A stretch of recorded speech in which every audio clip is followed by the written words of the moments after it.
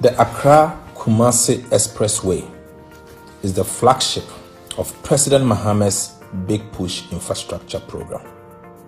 It is Ghana's first fully modern 6-lane bi-directional Class A expressway, a highway worthy of a nation on the rise. Stretching 198.7 kilometers, this expressway will become the central spine of Ghana's economy, linking our capital city to Kumasi, the heartbeat of the Ashanti region. It will cut through the Greater Accra, the eastern regions, creating a powerful southern-northern economic corridor that connects people, markets, and opportunities. To achieve this, the expressway follows a brand new alignment.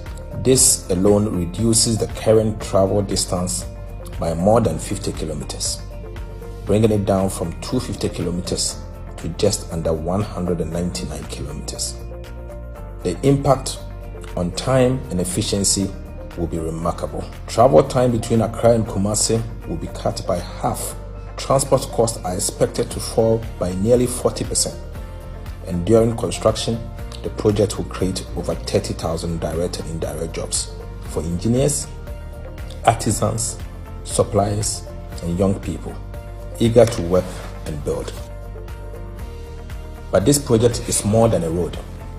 It is a catalyst for transformation. It will spark the development of new industrial parks, logistics hubs, storage centers, and service economies along its length. It will power our 24-hour economy and strengthen Ghana's global competitiveness. The expressway will feature 8 major interchanges, each designed to ease congestion and enhance access. These interchanges will be located at Accra Hub, Adeso, Isamankese, Achem Odan, Ofuase, Lake Busumtwi, and Kumasi. Together, they will form a network of seamless movement and connectivity. The project also includes 3 significant bridges crossing the Birim and Pra rivers, ensuring a safe and continuous high-speed drive across changing terrain. To support travelers and transport operators, 4 service areas will be built along the route. This will include emergency medical centers, fire stations, maintenance and rescue units, catering rest stops, fuel stations, electronic vehicle charging points, and safe, well-lit parking spaces. All these facilities will operate round the clock in keeping with our 24-hour economy. Finally, 2 modern toll plazas, one in Accra and one in Kumasi, will each have 20 lanes. They will rely on automated tolling technology to ensure smooth, efficient revenue collection with minimal delays. The Accra-Kumasi Expressway is not just concrete and asphalt. It is a bold statement of intent, a promise to build faster, connect deeper, and transform Ghana's future. The Accra-Kumasi Expressway is going to open up our dear country.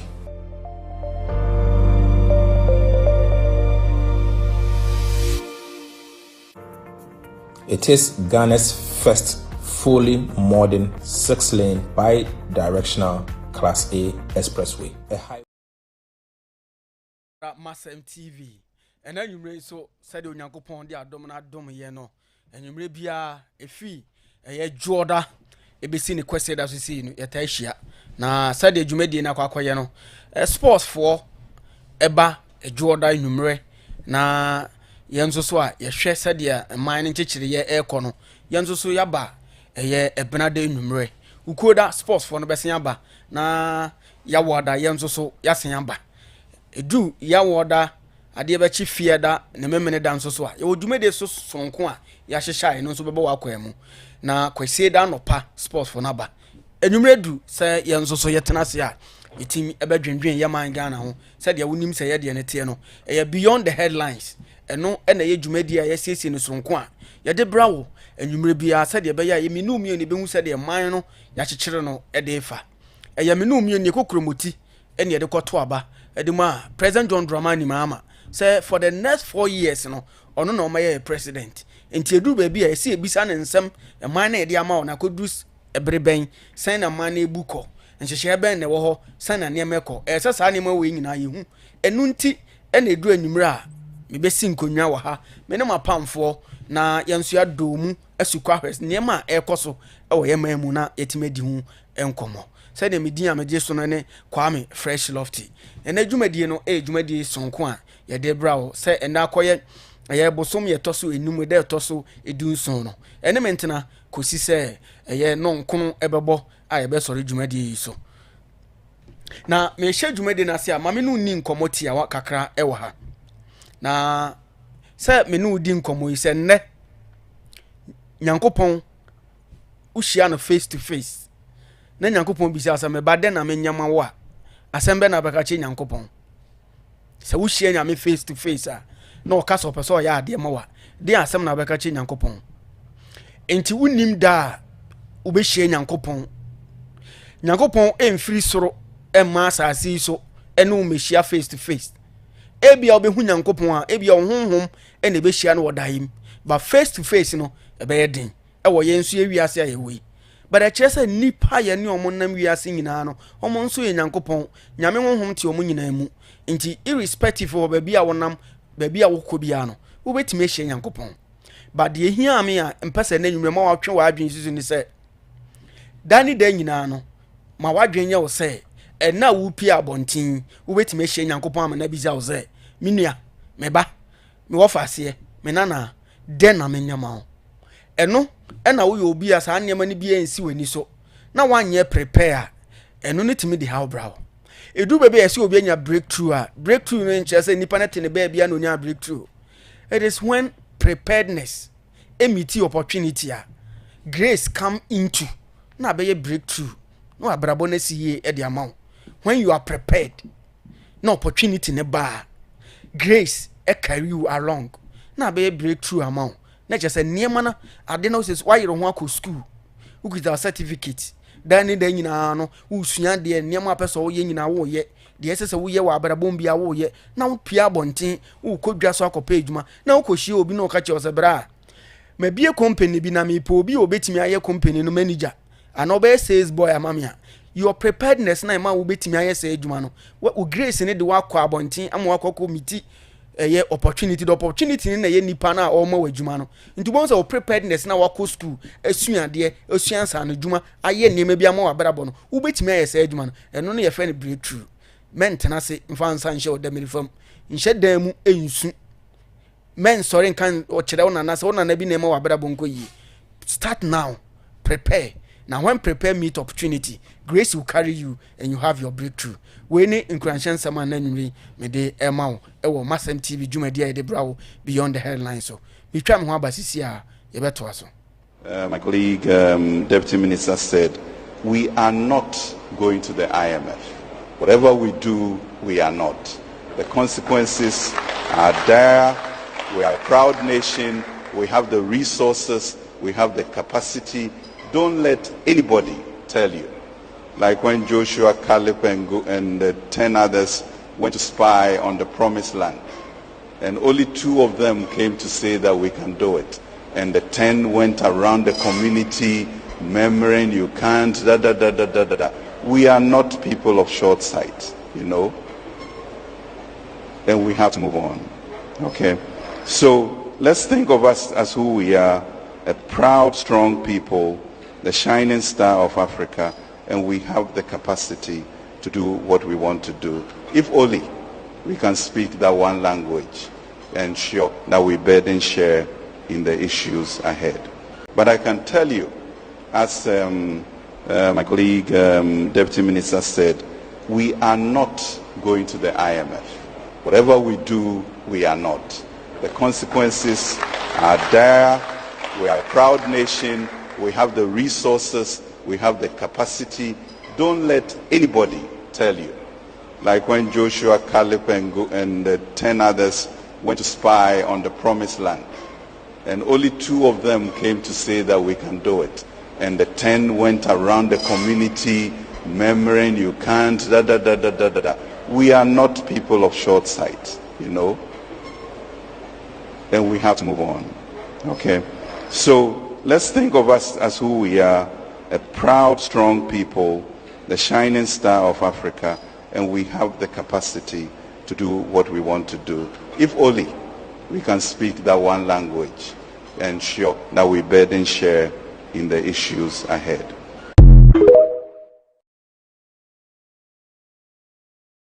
Akwaba enumere ewo beyond the headlines dwumedi a iguso a yedi no kai se ne enumere nkomo mienu na me no ba bedi na ye nkomo mienu no very simple betimi abo ene ahwe ba bi a oman ne hyehyede ene ho ensem nyina eko na ohwa dia edi kan no ene yebedi nkomo de afase so obahwa the minority caucus dani da nyina ya no mo de omoni kire cocoa farms omo raise alarm over cocoa farmers ne condition say niam nkoyie since aban ne be kan say wati cocoa so no sika mpo aban ne kan say wati so no cocoa akuafo nsa nkan sika no ene ho nsem bebiri ene na nwumre yebedi nkomo ntie no ene ya bom modern asa ye ne the corporate affairs ma cocoa board Rasam Jerome ebedi hu nkomo ene enwumre so obeka ya enche bia na Ghana yitimi free IMF na ebae no ehun komobo no aye deja enigye wo ho ehun sam te sen ehun komobo te sen eno ena na nwumre nso ye ne Dr. Sami aye a ono nso so oye penya sesisia no ukọ abankesie ma o hobi na ono nso ni dwumedi a wodi no se oye presidential aide at the office of the presidency ye no be di nkomo enso afasa ansem no mpenifo mienu we ena ombe join ye team na ye no mbedi nkomo ba omonso nko emfiri ho no as team na de bia ye be share nwumre no so ena nwumre joy kem so e wa ha ono so yebetimi no adi nkomo ha joy kem akwa na apom tisen Lovesy, me ho ye pa na also nyame adom me so me ho ye pa na ena so ya sa be shia bibia be fa na godi yalla na godi yalla yo nkwa ne ko from my team home media na se bibia be fa me na wo ka se nra na no tu kwan no wo ko hu se e kwan bi o ma sa de but things say 2 weeks ago okay Minister of Transport on the deputy of when she to solar, then solar to power, so that contractors me no was so I think the voter there's voter something in a Maripoma. Nanra you know me faso Friday no and na so na how much me ba no. Na the back me observe is report here say some Masem bakwan so no kre. No kre pa so Masem bakwan so because you know make on me banyam evidence of say adwuma ekoso shoulders so omo expand the coin be into omo like omo expansion work and other things and adeba kwa dey interesting pa enra homachi me na na ihe na na 2 o'clock at tambe no enra na as at 2 as at 11 to like 11 to 12 1 I'm for do me kai time but between 11 and 1 na excavators ne egu kwa so bole ura bole mu a na excavators wa dan no mububu no na manfo 8 to 2 mayin so na excavators wo ma omo clear kwa ne binti ya bit mechanic on authority ade a medem yan kasamani ehu ene say contractors no Masem bakwan so omo ye adwuma and akwa no the way how bad it was no how bad it was it's not as bad sir. Certain parties still more trouble. But yeah, it was shoulders, no to me, drivers into me see shoulders, no more driver car. We had a lot of issues so on here. Very interesting same who say a Jumel Koso like a Jumel Koso. So media basu body minister say or call round this alert haba. I mean, who say we can have the with monitoring and stuff. We can have the contractors get back to the fielder or more judgment. Okay. Yeah. Okay. So Osha, ebe kono said the say kono. Yes. In fact, baby come answer can so yani techiman kwa no so and so me who say o ma yadwuma also. I know so judgment koso nti. Yeah, I think that the monitoring is yielding results. the money is really yielding results. Contractors nasa aba omoye juma kama pa. Njuji say yeah, hopefully. O hesa no moye juma na machines be sa compared to the who Sunyani Ring Road near other things are like the number of machines on there go on. But the who end the machines was why juma. Hopefully I'm sure that if the seriousness no cause to send the other contractors this seriousness cause they'll be able to finish the project in good time. And that's the that's my verdict. Okay. From the Amihunu Friday. But who say she said the oh yes, she at least there's nowhere like we are going to mess it out because they are working. But I said whether they will keep on this way and as America can and also another issue about this is see idea. You know I'm whether a cost have intent was a corner and they mean to hand it and determine okay. But who said you may cost. Okay.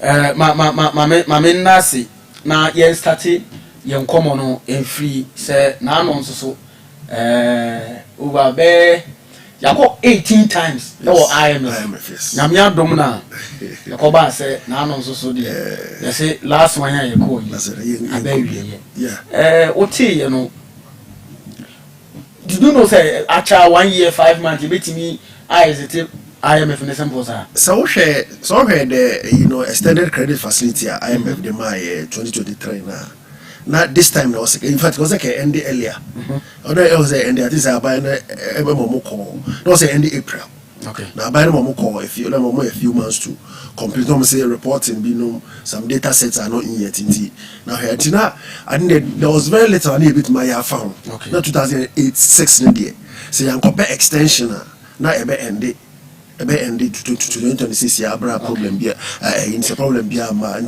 think say in the time so I think say the time we count between April and May now almost some data sets and my into full report that's what happened but so I check you them free IMF no you're free just that you buy another this is like the Abano I'm say a program assistant yes. That's the first time young fasika like young kojisika so I check how Ghana acquire me finana you watch my isika you watch my isika they watch my isika no a day problems about because then like my say IMF now is a credit union in the simplest terms America is a credit union you won't be you contribute sika or maybe a IMF no so be a contribute sika like the IMF no like IMF the bond members busia now difference they say US difference they say US like difference they say US ni countries like I say no me example say be a Masem yes a credit union ma ho a ya be say ma ho busia but ebiana loft in the host my mom sika doors no more contribute more than be a cleaner and watch man and other things no into your community here can't do no come more contribute kese no more say than more contribute kese no that's the difference between poor countries and rich countries no if US and UK and other things some members who contribute more because of more size of economy no that's how they play now we a member no na say wo ye member na bia opema ana opema ana ono mansara bisanti de bia na o sika sa wo ba e beka say eh na busia e de ma wo betima tua se wontimi ntua de na be ye se wontimi ntua e be ma wo hye say e na afi wo kwa wo second wife na wo ware no koja no okay so I say wo second wife wo ona e hawa koja no ma pere bebre jai like you shamrama and I banks collateral you perceive who evidence that is sad and the same way IMF say members no banner on who actually more quite bena IMF be make sure say be say na obeji no betua because sky e come say be say e betua o enye free money IMF be betua ka and until also IMF na say e betima tua see betima tua eno and my IMF you know program into any conditionalities on my say men funny pa already no nipa na work around me into omoka who san ko fa bia be ka na ska be na de betua e bia a program ya subsidy ya woman e bia wonni sika out betua sa usa ma subsidy na who pesca na even na budget can fin non discretionary spending and no jaya no na bra we say no IMF hye anything now me can say me can one of our sister station maybe tama ye call IMF to me can say IMF ne kon nye bone ye fan to yetim I think I do be an komo bi bagana oh I call IMF bi dabi IMF ne kon nye bone ene ye nyai ku no ene ye nyai ku no enya bone na emu kwan ofa so kono no any problem no okay si yetu susu na beje busia free susu ma enya bone ba kwan ma beje busia na abede ade abede busia na be ye no ene man ya yi na depend on kwan ma fa so aba no on be hye ma me because of say me mo me bra yie okay me mo me bra yie na o me say okay ene me hwe wa sa o si di usika na nya fine ene ye ni say be bit mo say yes kama o ntimi ntua and no conditionalities ne other things I am fiti me say kwan ya fa so kono no and no hia chen say ye be kwa na ye nko ye ho akere dey ye members you contribute like your share of the you know IMF kitchen ye just come from enya bone that's the first thing I think say do do na ye fan to yetim kwa na ye de my politics too much na fe ye ka so IMF nye IMF is a group I dey ho join all right ma minda se na ye nko na yenkodi nkomo yene Dr. Sami Aye ono presidential aide at the office of the presidency yeno no enkonkodi enkomo na nwure on the same issue na fi yenhwe said ya ehon so esi eko efa say ye try say yen sabeka Dr. Sami Aye na yeno no etimi edi enkomo wo sa ensem no dog bacho otemenka ye ma wakwa abamra Masemtvgh so Mejo so pa mi ni apenyi na pom ti say na mi ado me ho ye mgidi so ho ye me ho ye na oto me kasa ni ye kasa o mic ne ben o kakra nke be me de very well okay doc ye nhyase ye hwe president Dramani mama na no nso so oni mpanifo nyina ekokohia ye na ahwa nkoma na omogbo nyina no ehwe efa Africa ya pomdin ho said ye be ya ye nso ye betimi aboa na ya pomdin no etimi akonkan na oye coach ema ye dwumadia na ekoso ye friend say rethinking heads round table during the African Forward Summit in Nairobi ekoso doc boye mu kakra o president ne nsam odi tu dwa no ho nsam ni bi medase mamemfa akonya so enkia mahwefo ne watifo na amofa nche be kakra em se abepi amanone kakra ye papa is excellence wo dwumadie bi edi ewo mamanone ya mean to be modi because me nyama me ho kwan se ade a menka ho ase but me gidi se enche very few hours from now or maybe tomorrow Ghana for nyina be hu dwumadie o mampanyi his excellency president John Dramani Mahama eba be di wa amanone a ede impuntuo ene niema pa ebebre Ghana for and is that the only no over the last few months his excellency the president will launch a program be a friend of the Accra Reset Agenda. Now also the core foundations of Accra Reset Agenda now it's basically about how ye betimi a leverage you know patient capital how ye be a friend of health sovereignty a point as for minor o share how we are how we are over the last 2 years and they are akoba enkoye now as African countries especially over the years our reliance on foreign aid and now sika if you have an if I say we are saying no sika seven and shut down enkoye over the last few years no and what could here say enkanea afidiano abro phone na for this cabre for example also US aid afidia e over $100 million eba Ghana but obeshe President Trump eba yi e ade a osisike wo mu na wa head we put Meanwhile, over the years, we are there now supporting many programs in this country. Malaria program, can say antenatal care, maternal care, and what have you. It's just anyway. A quite bad so, and as for mine, they let me average our gap here about better when it comes to especially our health financing arrangements. It's because the mama, one of the key pillars of their car research, your friend, health sovereignty. State car, I was here the boy, ya pomu di ho brano. After mine, baby, I near do. I was here to me, a funny anchor.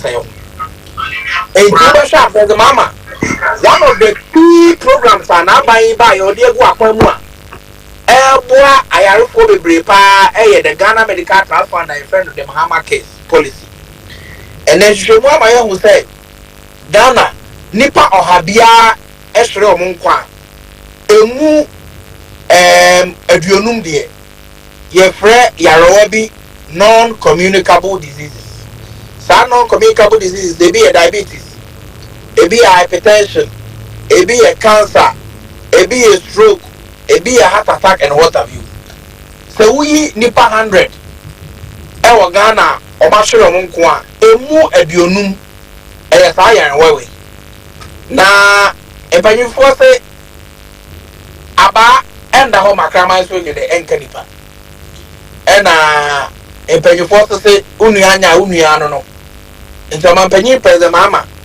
Or say near Ghana for Mubom Homodin, Etuato, Etua Bibia from Mutuabiano, young for Ghana Sikanibi, and more Yapomudio Bra. Into what the Ghana Medical Trust Fund, yet the National Health Insurance levy 20% Akubu. I now me no say, Oko Tamale, Oko Confanoche, Oko Kulibua. The Ghana Medical Trust Fund, under the leadership of Madame Mobobia, Upukudako, Omasha CACC. Major structures in major hospitals are mabudi. Said the beya Acadie any a doctor for the nurse of what omotri wabo bill na omesua de pa e was higher row yet me be omako school at training na ya pa Acadie de amomo said the beya that is just bia no eye me na wo na ebusua ni bia enya sa stroke bi diabetes bia aye na ye nim ehu ka se Ghana unu ebinya stroke and after onya kidney failure na o say na dialysis death sentence wo kromwa de ebusua pi akọ ekam ebusua pi akọ ohia buburo sa yarewa we president mama say because of Ghana Medical Trust Fund any who sika ye twa momo no from short to medium to long term ye chesi kaka mabodi over 2 billion Ghana cedis e dia momo so mo e bra Ocean National Health Insurance Scheme ye ba ye MPP for the tabuna to say team amemu sika nyina abamu payifo former government officials under the MPP o ma yisika dia waso obusire mo ma di o ma di afanye hwe ama health sector entu be sha day in day out the funding of the National Health Insurance Scheme no ade ana enkoyi. Over the last 8 years of the MPP regime, hospitals upon hospitals were threatening to shut down because Sika was abide the moment. I had the abide and to be a farm more. Omayi every Hodiako Niama and Franiama Fata, Ghana for the Nine. Enya so fast. President Mama Baye were increasing the funding to National Health Insurance Scheme over 9 billion Ghana cedis. In 2025 alone, Nipa over 650,000. And Omunya GDA or Ghana Yaya Sani Yaya Shim. I would do the National Health Insurance Scheme. I will register. And then Menoka say a car non national health insurance at the various hospitals because of that no to be deliver health services to the people of Ghana. In Krata National Health Insurance, the about in the last 3 days. As far back as 2019, a car named MPP by this hospitals have to PTO Krumano. A National Health Insurance Scheme under President Mama estimate years ago. And so President Mahama's commitment to health sovereignty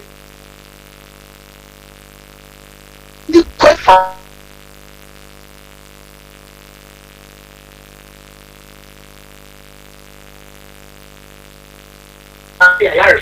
President Mama in the last few years championing in his Accra research agenda. Now, with regards to financing of our economic programs, what can I say, President Mama, somewhere before 2016, on the Meridian Port Services, a friend MPS, Omoko, in Kitamudi, Omudi is also, Emma over one.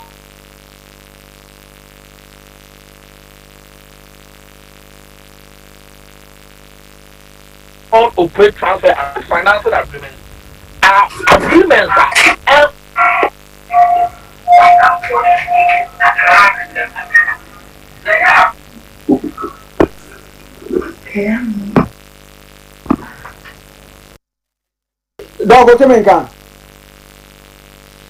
okay, your name, Dr. Sami Aye, presidential aid at the office of the presidency near no AD and common and numeri on the issue. Say President Don Dramani Mama didn't any chair Nairobi no and come boy call so ever ho a fire pom din Africa yinano no your co-chair oh Jumedina say a moon change moon and a moon come bonny be and or the mayano. I didn't say Unigana. Baby on the nam ni network no enye stable kakra so ye hwese ye nsakana ye be mana to ankomo bono so etimi edi amaye nanwumri ye nkomo a ye bono ebi baako eno no ye hwese ye nya no so abaako the other side so ye betimi amana koho etimi edi amaye joe kaminim so utie nkomo boni bia baby a ye kono so o kire musan. Yeah, I think say as on mind there, I also your pomudi esha ya. It's your dinner no. I also it me dia your pomudi esha ya. So here Trump win election last year. Almost when in one of the first thing we say, Nkoya destabilize almost the whole of Africa. Yes. Because almost the whole of Africa, you know, your pomudi esha outside this and sa. Okay, first Danida. You better na UNESCO, you better na we, you better na bia Danish government. Now when British get the bia, ye sika ye den. Just of my bin the sika be hwe ye pomudi ho. And I think that we taking control says see ade. Ye duane be hye yensa ye pomudi because untimi nka say wo ye oban a wo develop. So now you know pomudi wo manfo pomudi de obi na ni bottom sika na de be hwe. Esa na faundi be na wo esa na timamufo no kwa be na be fa so hwe omo esa emmo I think that a very good step na me de say enye se Ghana nko na but Ghana ye recruit the rest of Africa account because do na no why here won the genesis ni na has to do President Mama say oya Accra reset. Yes, Accra reset, yes. Yeah, so now you say Accra, but it's bring the whole of Africa along. Yes. Just that Accra na the seats. Yes. So what I say, Accra na driving the growth, no, but it's bringing along the whole of Africa. One say problem is say, na open say, who continent which is Ghana, na who might be as now who na continent. Na who continent. Now person who to near my year, na so one makan to near my year. Okay. Africa, I think say Dr. Sami Aye. Okay. It's back on the line. Yene Dr. Entwazo. Doc, yes, Antoine, come on, so come on, I the me who say one kasa unua panyin yeru acha sako watu for ma more fire we chiro na asa etikwe kakra ye nto ankomo bo no so ma me fa cha ka se pa ma binua cha sako wa o yidi papa ye da na se ene ne nyuma pa o ye ma ndc ene mabunu a e wo bono region dey I cat here them say you free Switzerland Eura France eno na e ma ne take oye no enti mo fa nche me enti dey na me kan nyina ne say open president in the last 1 year or this ikakese pa Eura Ghana ya rehwem Eura the pockets of your health systems wa omubwa Ghana e ma ya pon odi nkoso a it is President John Dramani Mahama o ti ase enti bi gidi ye pa se mebedu a ebebum kompa koyechi na ya hwe ma pa President Mahama ya ma Ghana all of us will come to the inevitable conclusion say this is the president of Baya wapon the home de pa ma Ghana with regards to the IMF issue and say mini munna be ya dream say Ebenezer the rade edi ababeduni na em say I semi by who's the before egg can send ya and pass and pay you for say when you be a mawasia your monochrome what the Tanako 8 years Ghana 40 car Obode share on some na when dia send into me afan ye hwe the Ghana ko ra IMF on a stretcher ama Ghana sika sama tete apansam say 20 be niam ko yi abaafo aba in the last 1 year niam na amanfo eni gidie mpo say aban di betimi aye in 1 year no aban di betimi aye na mamefo anko no manoma no manoma krom kakra okay NDC amanyoko eba aban mu na Ghana inflation at 23.8%. Na Ghana cedi no depreciated by 19%. Na Ghana your debt to GDP ratio over 70%. The trend say Oto Ghana Japade nyina say wutu ye car ye wi a de beto nsopo ye bi. The government of President John Dramani Mahama inherited a Ghanaian economy that was rated junk it say enkoye entonsuom atonsuom enmonama atetia pansa moye no hwe dey. That was the state of the Ghanaian economy. Emma all international rating agencies rate RD a just restricted default enkoye atonsuom oya ho hwe dey. That was the state of the Ghanaian economy. Now under the leadership of President John Dramani Mahama in the last 1 year inflation now 23.8%. And now I can say we are doing about 3.2%. Ghanaian cedi over the last year now after someone now depreciated by 19%. The Ghanaian cedi is now in the last 1 year has appreciated, not depreciated, has appreciated by 40.2% against the dollar, by 30.7% against the pounds, by 24% against the euro. That is the record of President John Dramani Mahama in the last 1 year. Your international reserves are now at that 8%, 8.9 billion under the MPP. President Mahama the only 1 year and moving from 8.9 billion to $14.5 billion.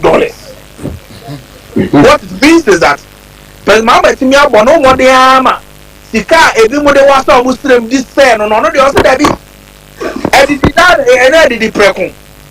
Na that thing na edi kwadu ane ha de ye jane ho no enti ono de or the sika na be say reserves no Bank of Ghana na ye see the nya awodin ama see the no elu 17 say the MPP for the do ye no say the be ya obi per dollar de akodi dwa e wa amanone a he doesn't need to get $1 at 17 Ghana cedis. He needs to get it at 10 Ghana cedis. That be an ema bo beba for. And look at that and say fango bo ba from bibia bo ba from emu bo ba from and not can afford to do na everything for da e dey for so dey bread Ghana. And the president mama we increase the international reserves to 14.5%, $14.5 billion. What it means is that and then you just need to pay dollar umre no nya. Oko Bank of Ghana, who take it to ABBR, you get it to go do your business, and then the first of the year break Ghana. Inflation now IMF for expected by the end of 2025. Inflation no EBITDA about 50%. You know. At the end of 2025, now IMF for expected say inflation better 15%. Meno can say the inflation went as low as 5.4% at the end of December 2025. FFA, the IMF for expected we did better than it. IMF for expected say anka ye exchange rate ye buy ya na that 17 no anka by the end of 2025 the na exchange rate is 15. But you can see a real J President John Dramani Mahama extreme stage ata osuda epa by the end of 2025 no na Ghanaian cedi no we are doing about 10.5 mebwa. The 2025 December was the only December Ghana cedi no anti pansa mebwa. It was during that December no and I said didn't ponya and one day can see that should tell you the investment President Mahama and his government has done so far as far as the economy is concerned. And in view of that, I feel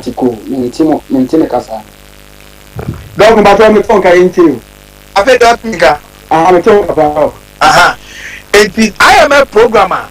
MPP for the Conco Shemu because of Amamu Bonnie Amamu Tantai Amamua Kankaya M1 number. Within a space of 1 year, President Mama to me this is a peg Mama ye free IMF. President Mama we are IMF also Debbie on the idea of financial regulations respect fiscal consolidation, fiscal responsibility. Even though I had my palm free IMF Ghana and Kojisika IMF Buno, only IMF for the best ideas was why Juma. It would be a friend of policy coordination instrument. And no, it is an IMF program, but no, yes, we hear the car. President Mama say, all needs to cover IMF for who take now buying a free IMF. Sika at the moment 3 billion. NDC amount of President Mama, et me a year, Mama, ye, who have his sample training. But on it, IMF Bayer Juma, now IMF a tuneful. IMF a guiding IMF a buano under the policy coordination instrument and on a yes cabin a buying a country. But on the IMF no World Bank in serious financial institutions around the world. Aye Juma. I'm a Ghana economy no etinyanya investor confidence. Yetinyanya foreign direct investment. Yetinyanya policy credibility. I'm a investors change around the world. And you must about the Ghanaian economy. Now say okay, IMF when I got to be over say Ghana is now a country where people should invest. Because of Niamapa, President Mama NDC are buying it. It is also said before I'm saying to talk about Pakistan. It is because of the useless government they superintended over the last 8 years. President Mama Abe clear the mess they created. And President Mama within 1 year have done what they couldn't do in 8 years. No, it's a media, many material for no matter for you now. Begin years in Chemu, Mediamano, I did a pass to move. There will be our fan coffee in the last 1 year, President Mama. Where Timmy at the Koto, I am quite economy. Yanum say no, I must say trap my essence, and in was and where Timmy. I don't know. I'm an economy, Papa, city, ye. Dollar city $80 soon kunim ama Ghana near me ko ya Ghana for do anya so for so as ka be so bottom because of the investment President Mama has done and then nyame adom your free IMF program what's the IMF am is started or settle your so President Mama free enti baby I do know we are now moving from stability to consolidation to transformation and I can promise you sir in the last few months Ghana for will see the investment President Mama has made. Menemo ebejaw as I am saying you might be because for her for the benefit of the people of Ghana. It's me that was some Mama Makonya me da bini apanyi chance ako was me da was any me pay you phone na me nua Kingsford any ni nua no ma aka no omo bom humodi ye pa Emma NDC ne President Mama ba ene Ghana phone na nyame nshrai nyame nshira won so say na nwumre so oje bre say oni ebedi nkomo on a lighter note no wanye kenke party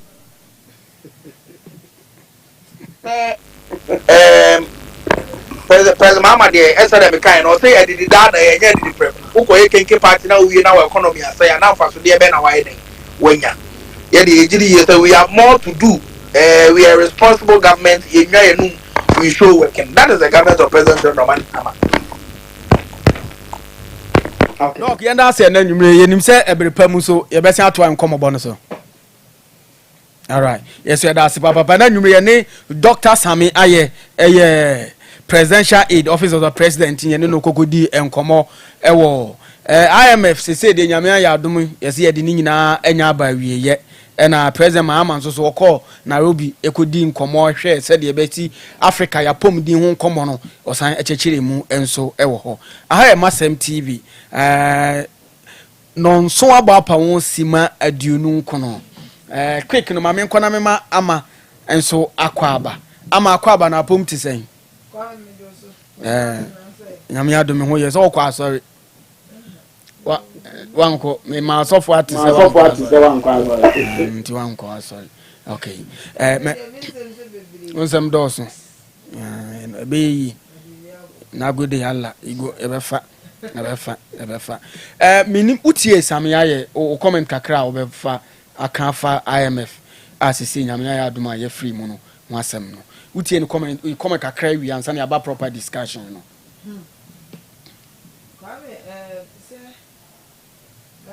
I am say you free mu as no na yen koje dabi se say de sika na ye kokoje ye ne de ye wie no ba ohwa de aka no ena ye what do you call no friend ECF no na aka no eno na sisi aka say ibedi hu djuma kakra yeah I've been following that's the extended credit facility no eno na sisi aka but on the president mama say ono so nje hwe on PCK bia that extended credit facility there on PCK bia I've been following the way near the I think it's a good one say nyame ya tuna yaji say we are capable of managing our own affairs not relenting on loans near that. And there's one thing I also goodness there is one thing I also feel like the beer I'm sorry yemfa monfa nche why na igusu aye keka ne bozi mama ma wakwa aba foforo so quick ne certain flow akwa aba wan kwa sorry nti to asoma me ho monfa nche why on say ye dimfide na edi dwumanti aba ba bia na monte ye nka na ye nyema kakra na aba ntia to asoma me Kwame me dase me jo wakwa aba no so so na ye kan IMF asem there is one thing I believe say unsa o man say a reset and resetting no comes with a lot of risk and challenges I would be as entrepreneurs what we believe in is a loan and start a business say wakoji loan business and only a crowd we need structure facilities we need ibia fena ebia adwuma no person start nti bia say hairdresser now here for instance na okoji loan na the loan akobo container it becomes a bad debt because container no kwa will not generate fund for you. Mind you, the following month and so loan no be shall say every day you would have to pay. Enti bia hairdresser we now G loan no the cotton machines be to say dryers. Any other year be generate scadia it's laudable. Me this a comparison where to o man ye chichire. Say ye koswa gina loan so akwa me ye nkoye nim. Because o man na ye reset say no akukuru ya say bebre wom but the tie bia so say loan waji a ubetua enti ebeye say ye be use ya ye resources na etwe ho ahia of which say manage ni ya Kwame o man no ebeye yi your resources bebre in fact some of our neighboring countries no mu nibi but they are trying. Enti is a good one say be hu say sika no ye de na na ye enti wo wi aye de ni dia see nyina na ho kire ye you get it but nyina never whereby minister twa troka but obo mark time because or train loan IMF he de ya loan beba president na beba or train loan enti ye use ya dwen okay en fan chichiro man no de bia ye dan crofo mind you bank for no so no me can bank so that obi will be able to relate bank for no so what do you say loan no ebi a favor bi no mo yewa e ho no mu didi in fact bank anamonto omuntu anyina ba bi omusika gina pa e ye bosia look at the interest rate near there enti say yan chichiro man no ammo aboso say ye ka bi a hye mu ye betete ye ka tua so ye be I mean just a way ye dey build ye man no man gina wi Kwame ye ko di loan na ye de be ya de be my revenue enya de a ye de be ebe che say ye ko di loan ye de be tua salaries Kwame entaso mu enti jumayeni sa hospitals na de am nkrofo a omo ye no basa because at the end of the day boso me so a aban be tua it shouldn't be the case enti is a good one Ghana ni bia fanto ni timu ye minister wo ye hwan yo fatu tum say ye nji loan ya na ye be your mind no ti hospital na de amawa yeniye na faso mmere nyesa wo so ho be kire obi joy kem so maminti onso so de yeah so I'm saying community did that ansana yeah but yeah ba ko betwam sa do mo nye kenke party bi ma yen ko enjoy kakra na o ka say ye kenke party organ. Yes, yeah, I think say hesitate like last IMF program no. The 17th one. The 17th one, kenke party which was no say a hat trick. Other than na euro bond we and our face na they said the inflation should drop here. Into in euro bond be the inflation be drop here. And I say a hat trick. But I think one of the things I am there about this exit home. I'm there about this exit was the program now the PSI, and that's a policy coordination instrument, is the first IMF program scanning. Okay. Zero money. Into your fan say we know was a do 17 or 18 times a year could na oh, yeah, pesca. IMF okay. U pesca yeah because IMF say yeah pesca ninti scan one yeah be beautiful yeah. This is scanning jaipe. Ni come back to near that dam. On to see a better point to where the number of times I call IMF now. Very interesting say. You can't a very interesting 17 times in now. There's almost a certain pattern. You call there's almost a certain pattern. You call near Bani Abesi at the dam now for near Sanko. The first time I call IMF in 1966 to 69. 66 to 89 standby arrangement after economic instability and political tension. Okay. And then now the economy no hum sem emuba ansem na face so between 1966 and 89 no na your course IMF no. You free on 1979 it is ye 69 no. 10 years later pepe near Sako IMF. Okay. We have inflation economic crisis. Na the economy. You free on 79, 80, 81, 82, 83. Yes, 83 to 91. They call structural adjustment. Year one for the baby and economic recovery program. Near the by 2003. 2000. In fact, over here some listener 99. Into we had the 99 entering President Kufuor's era. Even I think in the fourth republic there, almost every government starts with an IMF program. So I check because 99 year Kobe. You call 99 near about 2003. Okay. 2003 to 2006. You call it. And 2009. Yes, I call it. That is the Mills era there. You do remember in the employment freeze near the Biba. Then to 2015. Yes, I call it. Then usher in Nanado. So Nanado also came and met an IMF program. 2023. Yes, I call it. Which is now ushered us into Mahama 2. To here, every time we are now, because Subayano, yes, it's a Subayano, scanning the epe. Oh, media, members, okay, member media, member Miscadia, Misaka scanner, the time the Soya home, Namiko, Ram Hoasa Coaching Benuma Saba. I'm saying, oh, this all your way in Massa Yasai, and why you contribute, but scanning out there. Indeed, Abribia, this is the first time I sign on to an IMF program, a scan count. Okay. A policy to say I know a subine. What do we be as okay? And yet, Bribia never more scan. Is there no what you know, Nasoka? No, I think say, I become GD say, I hesitate too prematurely. Okay. You try your structures no and mature. Because every IMF program being in after your free program, the money yes. In fact, well, this one that means that your money to come because of IMF. No, you're big now. What is some of the economists think that one be adult in a room, adult in a room near IMF. No, what the Jawa best say in a month? IMF, you know, hey man, and no boy who you discipline now. This is the first time I cause IMF. Suba, your PC is a Subai. You must watch my Ghana but they Subai, but so bomb and some Subai. I think that the president said this is the last time I ever call. Yes. So he's putting in place things that will make sure.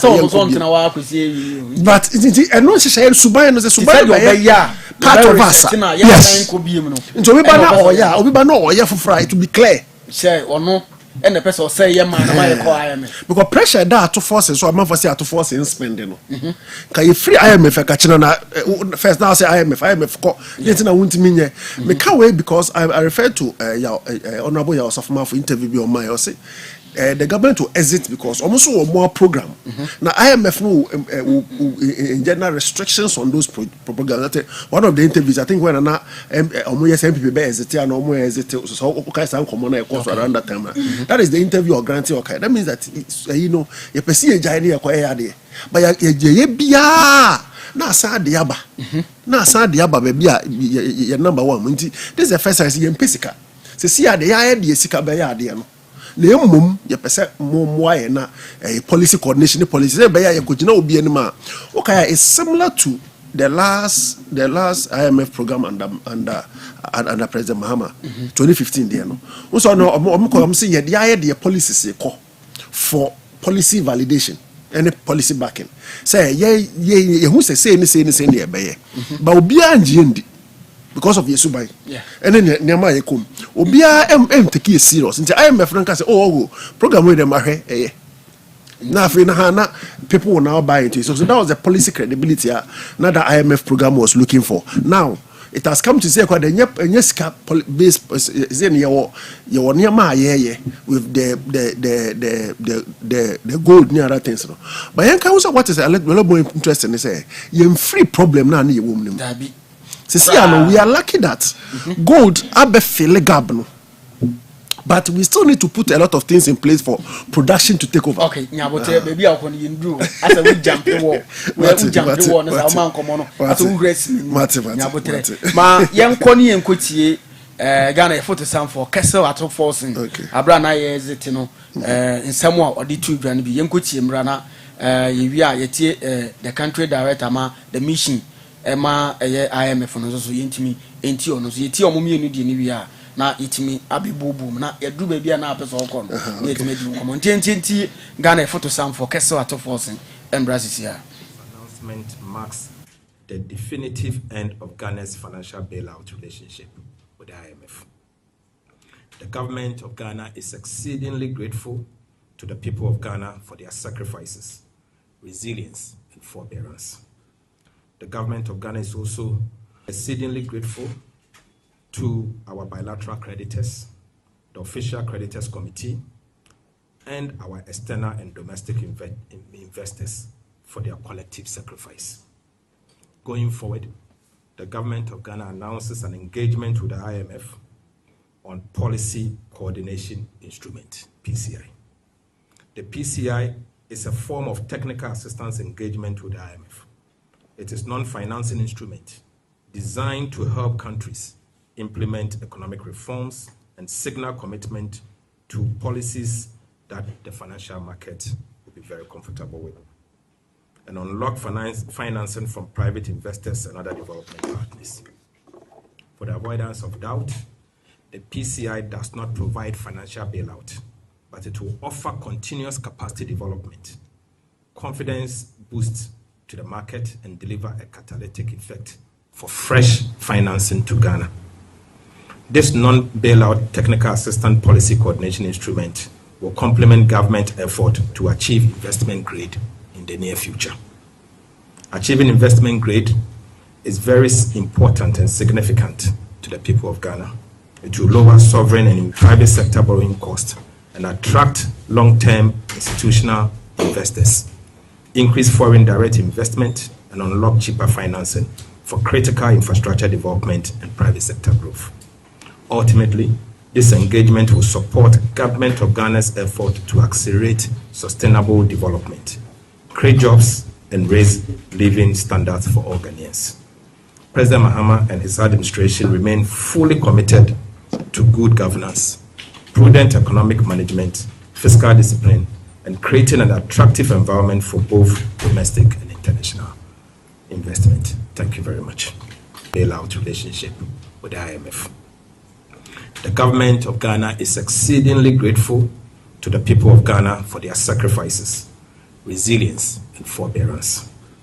The government of Ghana is also exceedingly grateful to our bilateral creditors, the official creditors committee, and our external and domestic investors for their collective sacrifice. Going forward, the government of Ghana announces an engagement with the IMF on Policy Coordination Instrument, PCI. The The PCI is a form of technical assistance engagement with the IMF.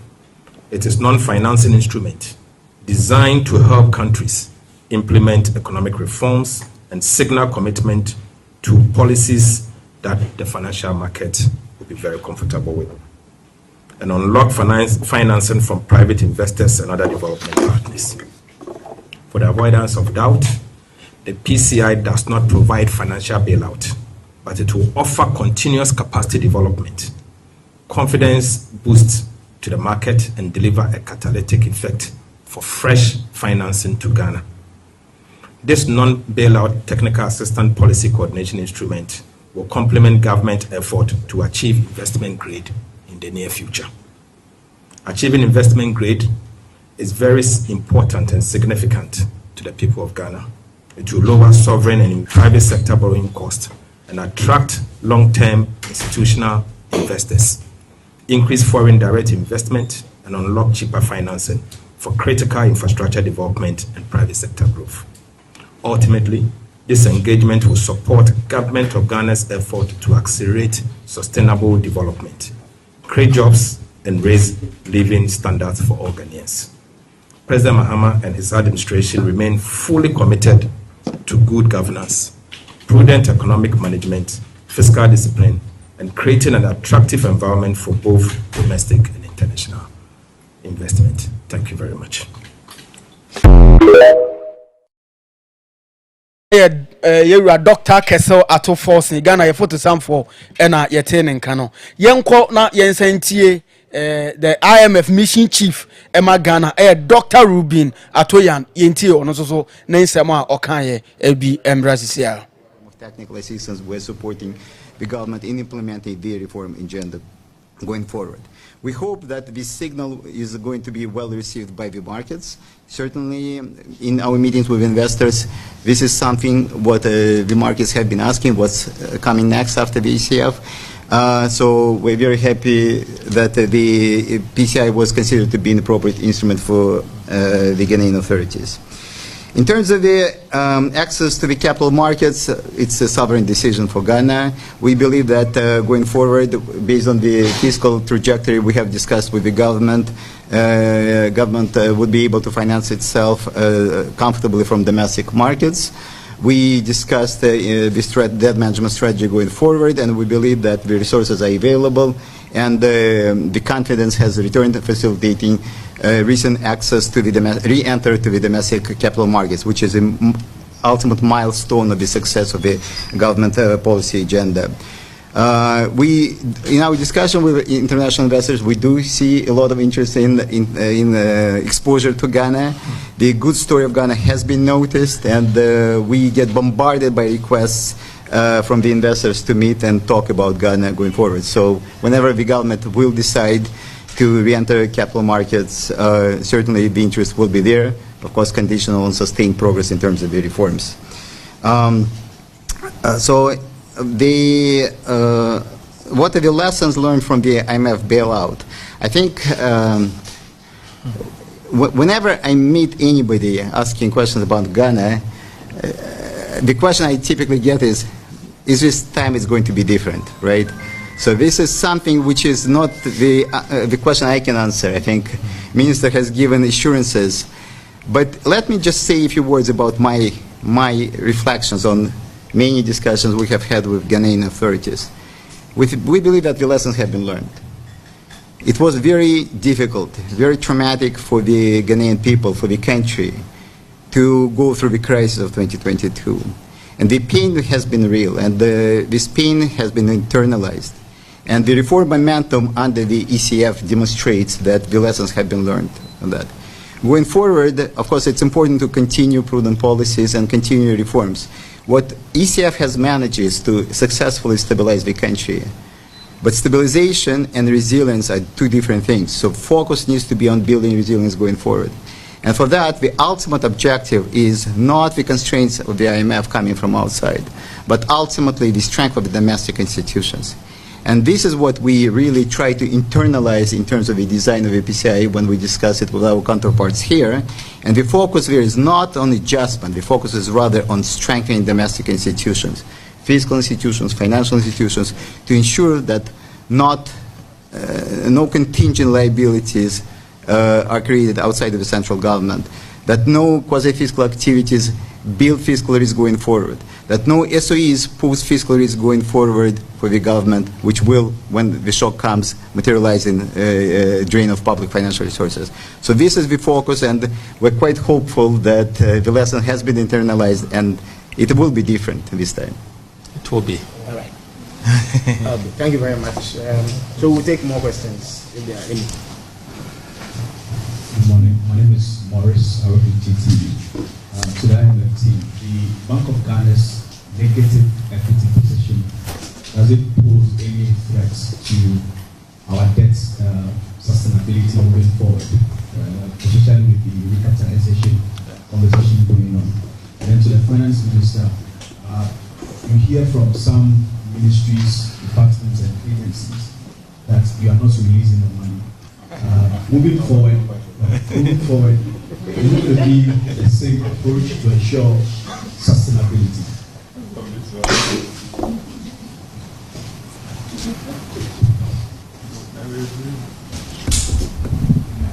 Thank you. My name is Echo from Google.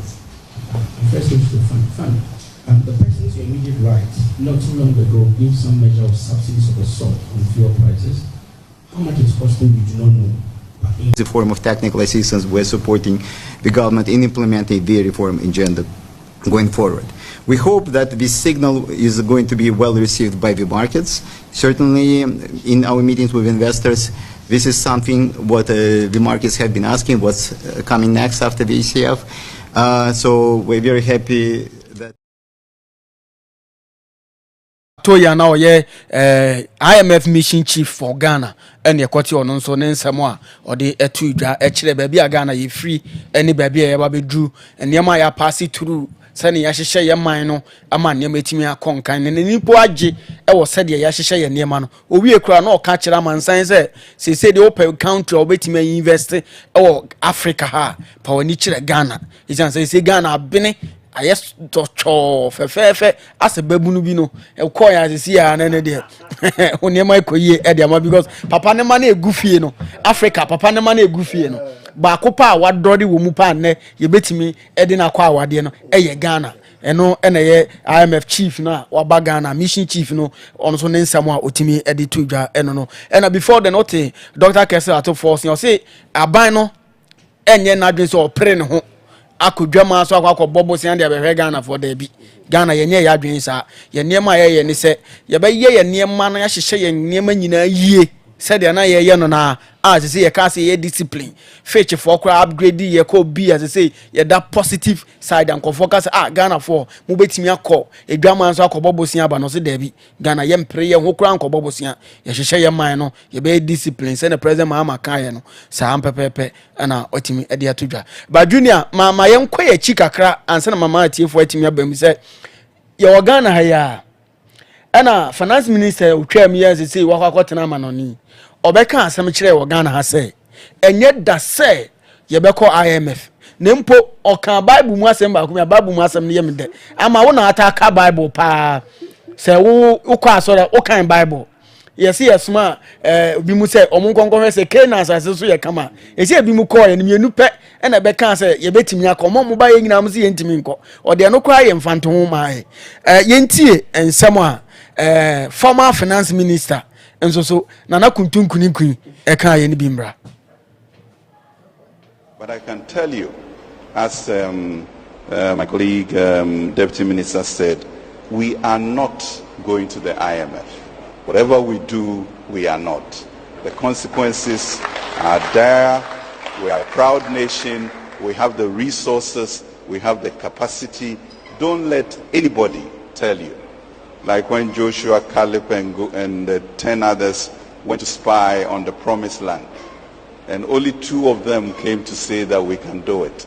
And the 10 went around the community murmuring, you can't, da da da da da da da. We are not people of short sight, you know. And we have to move on. Okay? So let's think of us as who we are, a proud, strong people, the shining star of Africa, and we have the capacity to do what we want to do.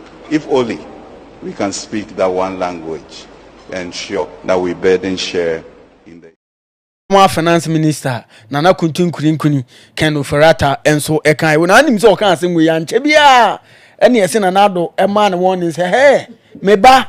Minia, me wa fast ya sembe no aka ne sa no se wunnim na wan tro kra chan for yanko IMF na ni chine ya asem ye beba no eno an ye ti say Ghana ye ko IMF na Ghana team din maminti o we de me de betwam keke on the lighter note na me de betwam keke yen hwe starting from say baby a ya ba bedu ne focus no ye ti me di ye huni one ahihye ne ma nyina wie IMF fo ye kurom ha omo hihye ne ma ye nti ye di ye huni ade edi campaign say nyame ya adom a omo bia ade kwan amayi ejuma sem then I expect free aban ho joy come starting free ho so me expect say be anything different from the air courses say I don't know say you increase the number of people I say for no me hu ne sa because we say say na onamabu no onamabu ne ya chichirema wa anya sada na na e san ko bobo onana kura ye na no yawo no kura ijaya enya sa brena na yasa ko gina parks bobo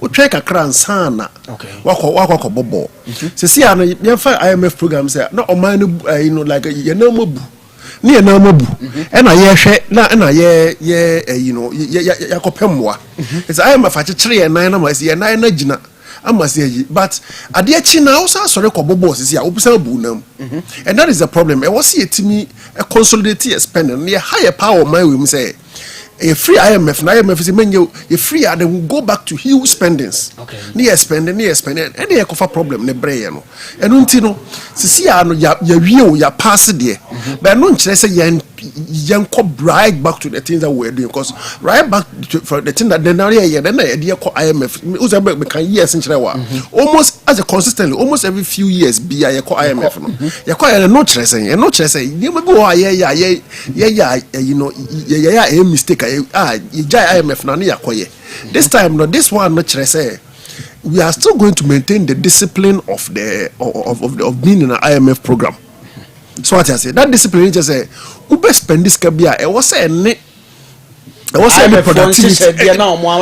Yeah, but share the no can say, who spend the abra wuni sika would be tiaka. Okay. That's most of it now. Because men funny pa bria, o funny pana, ubetu yaneka. Where's o tuyaneka? Say na ubetu yano. It say ubetu yano. Uska na adi tuyaneka. So 1 year says can I won't talk as IMF program yana de this I'm trying to say no release ma ministers so ma fani pa form say clearance financial clearance yes financial clearance IMF program the financial clearance by say oh fani pana make sure that you've created space within the economy to handle that 1 year sir untimi emfani pa and those are some of the things that we must continue since be ya economy ni be gina nya ahoden na afi ya chance see ye bie economy ni ma yetima biem and what the end near na mana ye be this time makosi sada na sa time na ye benya yi no that means your production is largely driven by gold. Okay, adru say ye de beba other productive sectors gains aye nya no gold ne other place ye famra productive sectors no productive ye nim say if independent be sin ne abaya fa 600,000 logically want me from Rosa. So they be a person a free university, person a free nursing training, but the person a free teacher training. Or more quality me cover or more 600. Yes. That means abandoned to me for that means that I was here to me the scarce private sector and I have my private sector need to be funny pama because I'm a bit more funny passes here. You better Boama Ghana for it my start here Juma or start here Juma or me pay Juma. I think that those are some of the things I was here chance here. So na be the say Bank of Ghana funded government of Ghana directly. That means that optimal lower interest rate near the Ghana form the year Juma. I'm for some with Mafanipa. I'm yet say those are some of the things I was here yama and they strengthen the fundamentals of the economy. And no banner be so no be so. That means that if there's a productivity, the productivity question you answer, productivity question you answer, unemployment question also you answer because you expanded the private sector to absorb the leakage. The economy is so good. Say private put me be large companies absorb so many people. Okay. ɛno na ɛbɛ so nti ya nyɛ saa ne yɛ rashi se sia na ye bedu we bi na fe na aban no ska o raise no esua nti na ɔkɔ treasury bill market na ye otua higher onya tua higher interest rate pe wo business person na wo kwaji loan ye mfa ma wo because you remember aban na ye sure so obetua obetua higher rate no na aboy ama yeso yet ma share aduma yet ma gi loans at ma ye remedy build the economy no. I don't think we should rush into say the funny packets. No, we should maintain the discipline and go forward. The economy will be stronger. Thank you very much. Ama aban John Domani ama aban I promise say obama mabu na adwuma ye. Ye kan ye say IMF ya continue ntimi emfa nipa bebere omo ma adwuma mu enne ya hesitate. Ya promising kofo nti enya den. Kwame Kwame de be bia ban ntimi fa Ghana adwuma for nyina. Okay. Kofo a adwuma si nyina ti enya bia be yo. I mean, say no, yeah, aban adwuma sam na make that we are holding qualifications that say system na biem so obi amaya adwuma we qualify to work in government institutions. But the reality is that aban to me fa ye nyina. That is the truth. Afibia nso ye enjoy school ne ko ye beko. Enti my candid opinion over the years and say yen hwe other avenues a ye be create job a ebema man nya so mfaso na say ye kyerem kra de wo school mama be ya de so ama oman no. That is not it. So we should train problem solvers so that you must introduce entrepreneurship crowd SHS and JHS. We are doing it. Okay. In fact, NGOs, this is what we are doing, and it will shock you the kind of ideas any businesses are young people are building. But Kwame, your system it's not well structured to empower young businesses, and that is the truth. No crepe women say, yeah, startups no. We are still competing with accelerated businesses. Okay. So it becomes so difficult to get there. Until say aban be adapt say private businesses say okroma no ye adapt you omo to say inyanka omuni eyi na ya hwekwan be fa so be kan omo ma ye build sustainable businesses for Ghana ha no. Still already established businesses no, they are still competing us. People move in fact established business people move around that we are doing elevator pitch, we are doing this, and before you realize no business idea and you implement it. Nobody the quarter. What can we do as a country? Elsewhere, nurse for teachers and they no because the economy is well built no, and you buying our employer. We have nurses that are doing social work. We have nurses that are family health practitioners. Enti abusuya bi ame me family I don't want to go to hospital. Enti aban nurse ni no my employee baako na adwuma o ya ne say ohwe me ne mabusuafo. But then we don't have the capacity. Okay. Kwame say was our capacity na nka ye mmere family bia wo ne teacher or ye adwuma man you get it. So ye nru ho no what do we do then? The ebetumi aye ne say afibia ye ntena se ne yen calculate a teacher for ne nurse for you produce you as a country. Na fe o mine capacity ben ye wo. Okay. Say be fa nurse for say be fa teacher for say. Maybe we can implement the policies of Cuba when they trade their doctors for revenue. Enti yen so ye training nurse for training teachers, they are very good, very brilliant. Our systems are very good. A teacher for chira de ye. Enti surplus na aka no. In fact, we live in a country where a nurse for need to come on mere. Now you're the embargo at home so. Yeah. So work abroad should be expanded. Okay. Now you show how we are going to trade our surplus nurses and teachers for revenue. Enti instance enka individual nurse be to kwan so oko UK oko ha say na frosters e di ni sika ne ade no mine will make it a policy that area even as you are about to write your paper, your final licensure exams, you have the opportunity to choose. If you feel say a nurse phone now would prefer to go outside Ghana, so we can do a policy that a binary form where you know the young fan no young form unto coin no munko ye juma at this moment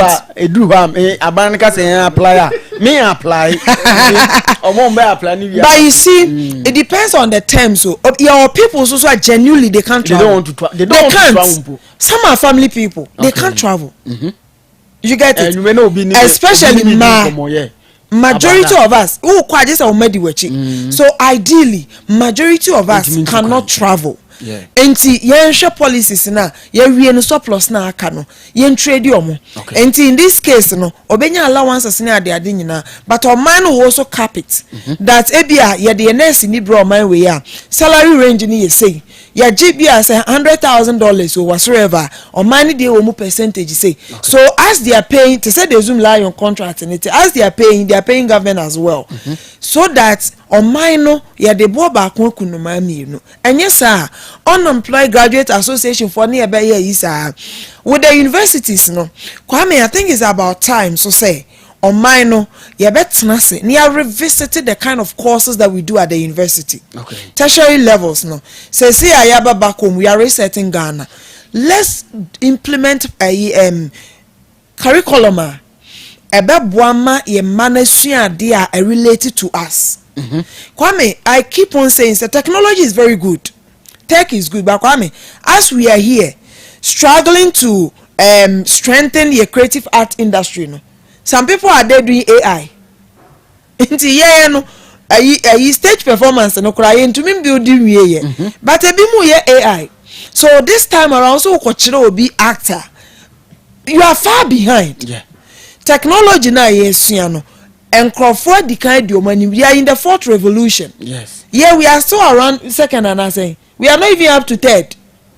Inti also be computer engineering or Kwame you have to travel. What am I saying? Inti your channel your energy nyina to computer engineering. Afa we on minor kasakra epe software on Jude ni. Inti just your kotabro for ne de sa. So what can we do? Kwame we have a Greek. Why are we not pushing our strength towards agriculture engineering? Yenye machines are related to us.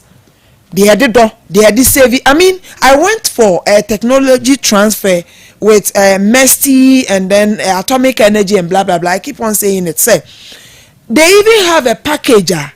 You timidly store perishable food take it long period and so I say.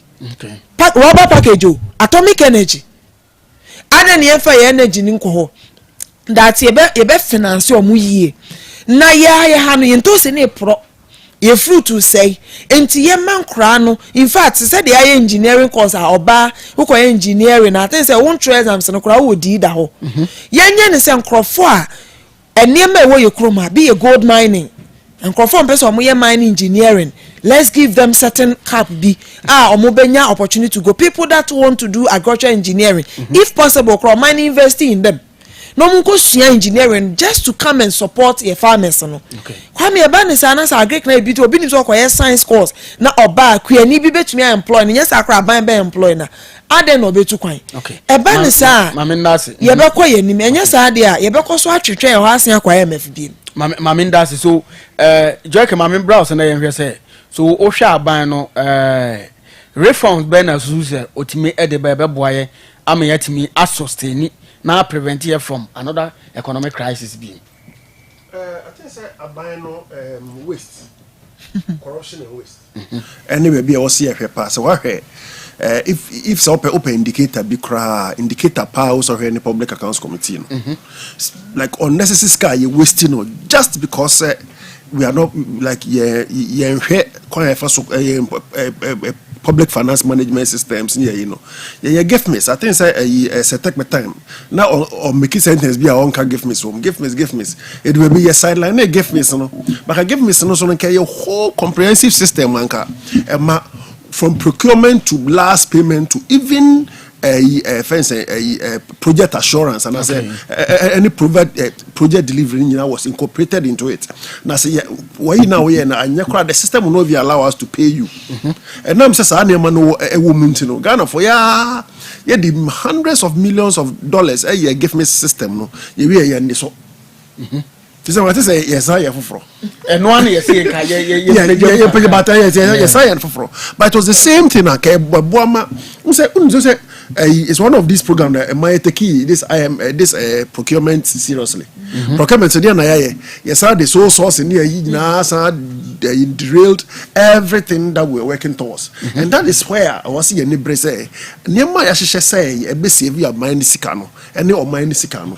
We should not compromise on it. Okay. Value for money on government projects, how government projects are given, cost of the projects, delivery time, delivery the quality. What's a buying making sure because and one difference between a buyer or Ghana and a buyer or New York and a buyer or Scandinavian countries. The only difference is they make sure say skabia a be free a buy a kwakubiano. As one fast one ever. Into some reforms na wase yes skabia yes spend bia enko didi amanfo botom okay enko hye amanfo anteteso you say of handling charges the for bia office I just want take akra da bi e wase you make sure say be bia ska no be fa bia na amanfo din tare ho na odi tare ho that means ska no kona anye na adwuma e ba be bisa wase kwaku men say you discount we fa won say me ba say ska no wan fa anye adwuma. That is the only way because ya nya sa you bet my ne aka na e won che ni nyina. See, I share the public finance, the contract and the other things are the reforms a major one here, public finance management. Kwame making sure say buying car spending it brings the best benefit to the people. Because I know in the year Kwame say Kwame free Kumasi best economy. Say and you need 30 years. You need 30 years. I can't say I spend so much money on it. So I don't know. So say 1 kilometer is in between $1 and $3 million. That means that yes, $1 and $3 million. Now say I need 10, 15, 20 years. I boka. Okay. It's a better not a free 1 to 3 million. I could bear 4 to 6. So yes, I bear ya boka more. Into what's making sure say a bicycle be a bekoya, bicycle be a koya. Your problem be a problem you know to Africa, Ghana. The problem is say. Sikadie basa because all his sky and lose to corruption. Now here it's 3 billion ya omo in 3 years my year. Esrekwa. In a year we lose more than more than $10 billion on corruption in Kwao. Nancy port this is $200 million our port every year. Says can I buy a buy say the idea. And the difference between countries now 1 year and a year. It is a year new year there bebre. Amazon the same say Jumedias are buying a year. Intimi san for your ninja IMF bill. Kwame, I think it's discipline. Say a buying discipline enough. A beboy, we are say Braboy boy, Kwame, it's a matter of discipline. That at the end now pay. And renting a budget. You budget for fun. You budget, you live within your means. The budget serves as a guide. That Kwame say you say Bosome yanya no be need your power. You can spend as much as $100,000. Still it won't be enough. But then because when himself Bosome you see ka win ye 1 cedi. No I budget that also. You know that the TBS say bibia free baby ama usika woni ne aka ye kwense no de matra makwa baba enti usika wo for the year ni you live within it.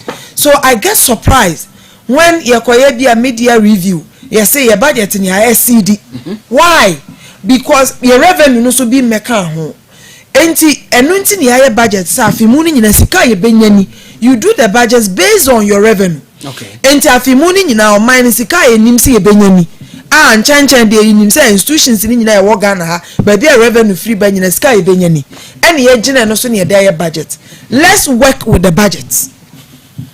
When there are excesses, let's try as much as possible to raise the bar of the revenue generation. Okay. But in a point whereby you think you can do a yintino media be ko na budget ni say be spend 100,000 in a whole year be ko no not have a year no cry 200,000. Until let's be disciplined enough. Say on mine no you see ye free IMF. But be sika bia fa ni kwan say fa no ye be hye ho so. Some benefits are irrelevant. And yema bia yede ma ban adwuma ye fo bi num ni ministers ni offices bi no they are irrelevant. That you are paying DSTV for an office, a ministry, like why? Kwame, and it doesn't make sense, pardon me, but I'm tasumu. Because how many hours crowd now spend the office or you are working? What is the essence of the DSTV? Go and work. You are not a television station and say monitor. You are not Ministry of Communication. You are not tracking, but you are because you for the I mean, by extension. I feel say Kwame at this moment. Abaya juma nyina yempe bus mom. Let's implement busing system. It works elsewhere. It will work here. Open so to personal car. It's your personal business. Buy your fuel and go. But yeah, by say be a Ministry of Finance. Maybe with the exception of the minister, for some sugar reasons, Minister of Finance in there, but all the staff say your mom allowances for. Let's use a bus, a fully air conditioned bus, well protected, even if bulletproof. A fuel consumption on a situation on why scattered. Bus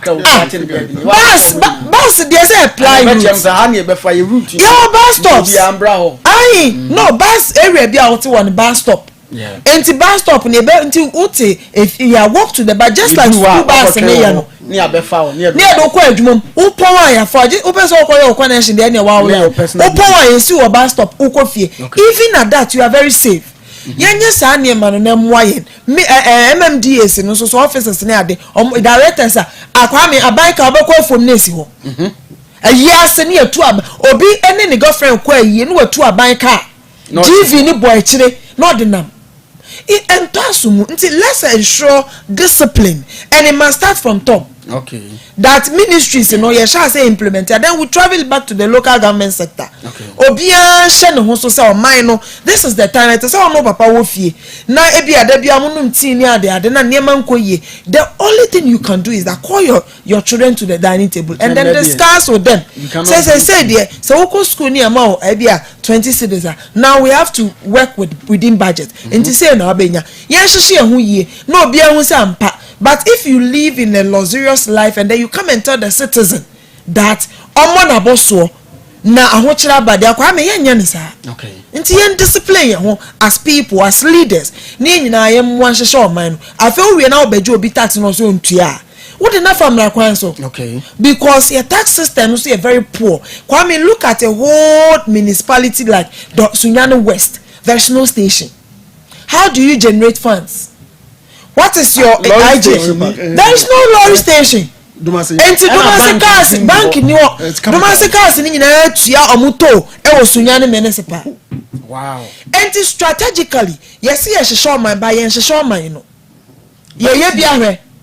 Enti ye to no say ya mu yifiri Kwame meni obi anya adwen da. Because ya kwan no enye Ghana for nkwa na fa so. Burkina we load o de fa ya kwan so. Yes ye yito na firi nti on fa ne man from straight nko. Na wo de Ghana ni ko fa ne ma firi Cote d'Ivoire na Burkina. Udu ane atew. Enti yen chance let's not do political policies. Okay. Policies that will generate revenue. Ye be hu say o man ye de ye. Enti municipality bia no yen fa to a drawing board so say let's create revenue generation avenue. Okay. A municipality without a transport station is no. Avenue se be mo manyeska. Na fe ye hu say ma target. Me I feel like municipalities kwa ye mo target. Okay. That at the end of the year wo sika ebeba no depends on the revenue you bring. A basa or mine Kwame just a few years. We do baby Ghana is a very beautiful and peaceful place. Niaka ye subaya ye best sane de achechiro mine. Niamaka me you know me say niam bia ye ma ye mpanyifo no. Countries almost can omunye bi mo mpanyifo. Nti wo dwen ha won tia. Ase di mpanyifo no so omunye fi. Wo say sa wo kan afra o man kan ye. Okay, Obama yere book becoming. Yeah. Or say, oh, yeah, ho now besra president to White House. Modia na mbedi no ya the bill no ma president no. No need to enye free. Yeah. I buy feed president in a nuclear family nko. Nko anti wo ye ho bia be kan no odidi. That's how they live their life. Na so ye people, ye personal ye fiempo, ye didi ma bika. Yeah. Look at me because I buy the betu ya kasa people be sra president. Oh, I say the president mami. When say president obetu ni but omono do say you know fence Air Force 1. Say so funa wonya so official duty ya ma the bill no ma president no. No atua. The president be wey say on yes. Sa na ya nya ne sa emwa ya ma ya kati. Ade bi o ya onye wo mi fie o. no oba office obey ukona hu say aban adwuma ni acha office no use internet enye no kwa man for the car free be horo na adwuma ai say obe say aban so obe say so obe horo le fee atua water bill do obe see office no ode who ko jawa down for year no to aban ka because no ne ka no to fu enku say ye dey free adan kenya hwe aye hwe year enumre bo so modern nam yes enumre a lot of them mama example me service na me adwuma GIZ kakra wo say GIZ official cars no omo calculation bi omo ye omo track ubi car na o twere wo mileage no uko see a also twere mileage no in the end no so all the car na ye on official duty they will be able to track it with just an Excel thing because miles per or ma certain miles per liter bia was a miles de woko in this woko calculate na time bia beto bia obe entante we say enter na o de year any outside office thing on becho because all of a sudden mile per we know say swat you know liter per mile say swat no we say well some of those benefits na some of those monitoring ya nya e be ma oban no say you find hidden cost they be na buy na cabebrez who be afa and that's what we have to monitor. Yetua aban adwuma ye ni see we ni yetua ni labor ni yetua ni gardener na yetua ni na dey say Ghana ni bia nya we ope okay in a jet fee no yenwie we ni conclusion na ye say na adwaman so ayede ye wa kwanya say yebetimi akọ do you think say one yebetimi abobo ye ho so abu man no e de akọ animu that is one. So what the mission chief no so fi IMF buy no so asem kan say nkofo mra Ghana e may invest wa Ghana we ready for sanema. Yeah, we are. I'm sure that even crowd manufacturing other sectors now yenyen developing see like we have so many anchor industries yenyen failure. There's so much opportunity to do and there's we have a very young population. That means that you do more man for be. And for me, I think that there's nothing wrong with it. I drop my so Bosian America. My opinion is that my Russian $1 okay.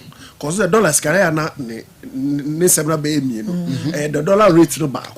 Now if you want to see who da ho, ne other things here ba mi no. Ye beji ayenyi sidiska. Me they say last week now Cocoa Board for announce say omo ye we omo for CD denominated money. And no say no say can no you control that money. The Bank of Ghana trust can the TSS can and hard drink it. But you got $1 now, won't mean $1 no. To just say the fraud had this can kutia. And the major thing for me, I think that we should be very, very careful and yes specific. Be a beko Eurobond and those things. May engine for budgetary support send an no. Okay. Budget support to buy expenditure no. But yen for specific things. Say be a 20 billion. Ye dey be fix education sector e Ghana. They be make sure say the list Ghana be a school e work from pa ye e this level e be our laboratory say oni say na akwaji sika na ye dey abeye. Okay. And no there's a direct benefit to it. But say about akwaji sika need to be share economy for salary payment those things it doesn't make sense. It really doesn't make sense. Yanya saade no be na ya kan ya engine ya CDA na ya hu ne ide. Amasoma minti. Kwame, yes, I think we are ready. Say other business. In fact, they are whole one chichiro mine. Yeah. There's no way you see. South Africa for no. The only thing is and I feel say our backroom crime competition no ko. Okay. And the only thing is ye negotiations ni ye.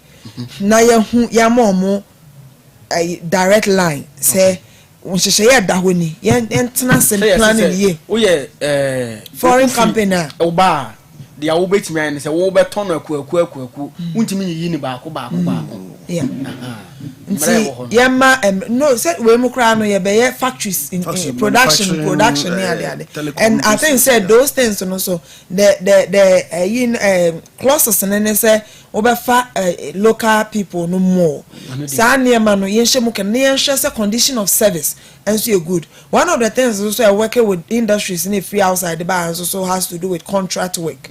Contract no they ye pan say Kwame say abrofo no e de omo contract ni bi ma ye local contractors na omo mom na mia ya de hye no abrofo ni tuaka yie na abedi Ghana na Ghana ni akwaje contract no na je contract na ontua bi ma wo no no ne waje no ono be 90% wa ma 10%. nti ono no ko bede for contract no beka kire broni nse bia mema jo 100,000 a year a month. Okay. But we mema jo 2,000. Labor loss. No afa de aka no. And at times abrofo no ye nti let's draw the line. Na ye more specific directive. Okay. No mumra Ghana a developing country. And I feel say we can't work alone. Opportunities are here. We have huge value chain. We need other people. Okay. What we need from them is more technology. And we also have the working force. So labor, we have it. We have energetic young people. They are ready to work. Okay. What is left with us is that we do not have the machines. We might not have the money. We might not have the capacity to build the businesses. So when we are negotiating, let them understand that we have the labor. And so we are giving you labor. Okay. You must employ our people. And then taxes, in fact, so moment you have tax, no mutu ya meme salary, no mutu ya tax, meme salary in taxes, that's why it's still the same way. Okay. So those are the ways I bet me absorb it, unemployed graduates in social system no more. Very well. Mwana yedema abrofo no tax relief there na jefa bi ma Ghana for local contractors. Now abrofo no say tell be obi ba na ye man tax relief na oye juma na time na ya so no so asese di no so maton scam na ye no free zones na no we gu no ma men nam wase men kan comment kakra about Facebook Fatau Adams say good evening prison officers to India dancing. Okay. No. The same Fatah Adams say good evening. I am watching you live from Central Region. Okay, especially Awutu Senya West. And that's what they do. But Bono Drip say Dr. Samyaye, solid guy. And also the one was a smart and strategic. Bono Drip the announce so no. And okay, William Mata and I'll tell you as a good evening. This show Ghana is on the right path. Abampa and I draw a duch the man say my boss and also no I draw a duch the man media mu first if you have a be community match as a pass watch him no I saw me chim no I don't know I draw me chow no kunu no money you go explain tire if I know explain my go for money papa on my hard no Mama yen dasi alright 26 minutes past 8 quick yen hwe ade ba ko yi over be 1 month ni enkomo ba ko a etwa himpa wo Ghana ne se ye beda be sorry ni ye say the minority for no e de omani a kire region bi se bono region na mbeba omoba no mo nam koko area ho omoko omoni akuafo ne kohia ekodi nkomo bo ni na akwa kwa se miniam gogo akuafo abana timu sika no so na odwe sika no mamo de sa nkomo bo no no gogo aban we timu again ne hihye ya bi oye bi anye ese nkotwa mo ka chen sei ese aban ne hihye nema bi na nema ye de ba aban mu an ye be ya mamo no ye be ya mamo na ne ye be ya ba mamo no nkomo bo so enam nkomo bo na mpese ye ne se aban no odada kogo ekuafo ana said the minority picture no mo twa no ye de ye nyama mefo ye nsem trofo ye nka no krese Ghana aban my first question no o chiti mama nka no brofo so that we can all explain where say o chiti kogo ekuafo ana osisi omo okay o twin be ka osisi omo ama mama starting free ho Kwame me da say you see about matters of cocoa any kuaya they are very dear to my heart. I'm coming from a cocoa growing area and I'm a beneficiary of cocoa proceeds in so. Inti eba cocoa sema I take it so personal. Kwame ni di kan ye nyina ye jetum se cocoa sem globally aye problematic. But question is say abai sisi cocoa akuafo ana. Kwame, world market price is saying. Yenim hwe no, let's do the analysis with yenuanum Cote d'Ivoire for. And mind you, I'm coming from a border town. And here they ne Cote d'Ivoire for na net ho. Kwame, yemisa say, you see Cote d'Ivoire for they have a system that as and when world market price no but the ebejina na tell me how much they sell it. Garbage in, garbage out. And they are near static. And yeah, the two say. Yeah, pay customer. Yeah, promises and no one they be under the council, Brian. Because those days na cocoa no cost. Okay. Na any competitive. Na credit I buy no any for so change. I check your phone. Okay. Auntie, who said there has been time that cocoa to me could do 100,000. Auntie, I buy no at those period they actually nyina no na any can no my neighbor. Okay. Because cocoa for first time in history na I think say cocoa world market ever from bebre say mboa. Anajo meboa. Yes. For first time and na cocoa ayi because now cocoa are very competitive. Those days na a few countries been a cocoa and then amongst them near say Ghana cocoa na papa. But a nature na for you need your cocoa. Yeah. Enti abeye a bit competitive. Nti the man am say o mine decide this and say be those days na price no cost from 10 because enye goods are na available at the time. But a net there aye competitive as and when I bebu na dey be say bu adwaman so a ne bo ko form. Enti Côte d'Ivoire for there almost born baby be kwa kodu nom dey man for. And ne Côte d'Ivoire cocoa bag e 1,002. Yeah. So it means that world market born no. Okay. And it's a world market a year ha one bag. O compare it me to 2.5 bag e wo Côte d'Ivoire. Sa na tie ne na buying we no. In fact, or the kakra na ebre. Minim say it as enti aban ne to Ghana cocoa one bag free cocoa kwani ho a. Na or the call world marketer. Okoba just outside the 1.5 bag e ka ho. Ansan wetua cocoa kwani ne ka. Yeah. Enti let's just calculate say aban no de ebia 3 metric tons na koye. What it means is that 3 no just say onya 1.5 by his army and saka ho ansa no de abetua cocoa kwa fombo a. Enti cocoa one bag bia obeto ko ani obi ano e 2.5 bag. It means that the 1.5 bag ba be ka ansa no wetua cocoa kwa ani ka. Kwame say I cocoa boni 2,550. I give 500. But divided by 2 years, but mommy, me and rest are buying no osisi cocoa kwa na. I just want us to work with Sikano so that people will understand us. And half on the base saying 1,275. 1,275 coming for 2,550. Eka ho. 1,750. That is half bag, no. Plus 2,750 plus 2,550. There's over 4,300. 4,300. Any benyo. Nti aban no eton one bag. Or the mental calculation as a day. Set one bag 2,250. Yeah. Nti aban no to one bag if you are world market okay 1,002 me fanisa. World market 1,002 per bag. Into 1,002 per bag and a half for say 600 Ghana. Into 1,800. That is what I mean. Into I buy it one bag free Ghana cocoa ni wa. Or the 1,800 and the best world market sika no nya no ho. And san what make you one bag ama Ghana cocoa into oboka no nya mfaso. Abana boka. Ye did your pen for so na ye pen for so.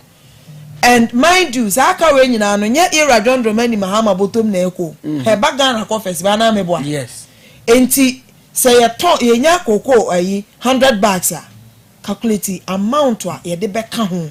One bag be at 1,800 na ka homboa times 100. Aye say 18,000. And 180,000. 1,800 times 100. 180,000. 1.8 billion. Any a ton cocoa 100 bags bia or mine car or in care no. Enti yet I say arguments na and say be a buy way to opposition and dwebi o dwa ye and a man na wanya problem. But because on also can say as at that time no o share the word price na no who ni say nyame ya adom no buy one obetimi ato no more than that but no buy no e na so ate enti mistake or here and say communicators no mention an amount instead of percentage. Okay.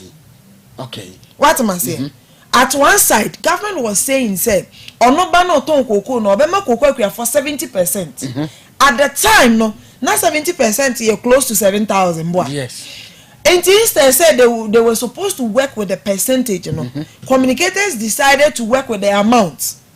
And now, opposition is dwelling on the amount we gave. That maybe na me wa ben mo. Kameto cocoa ni 7,000 and 6,000. So nka or communicate here with the percentage say me ba world market price be a beton e be a member mo 70%. I can never buy any problem. Because now he is giving more than 50%. Exactly. So now government is giving more than 100%. Okay. It's about 150% and over. And only problem no.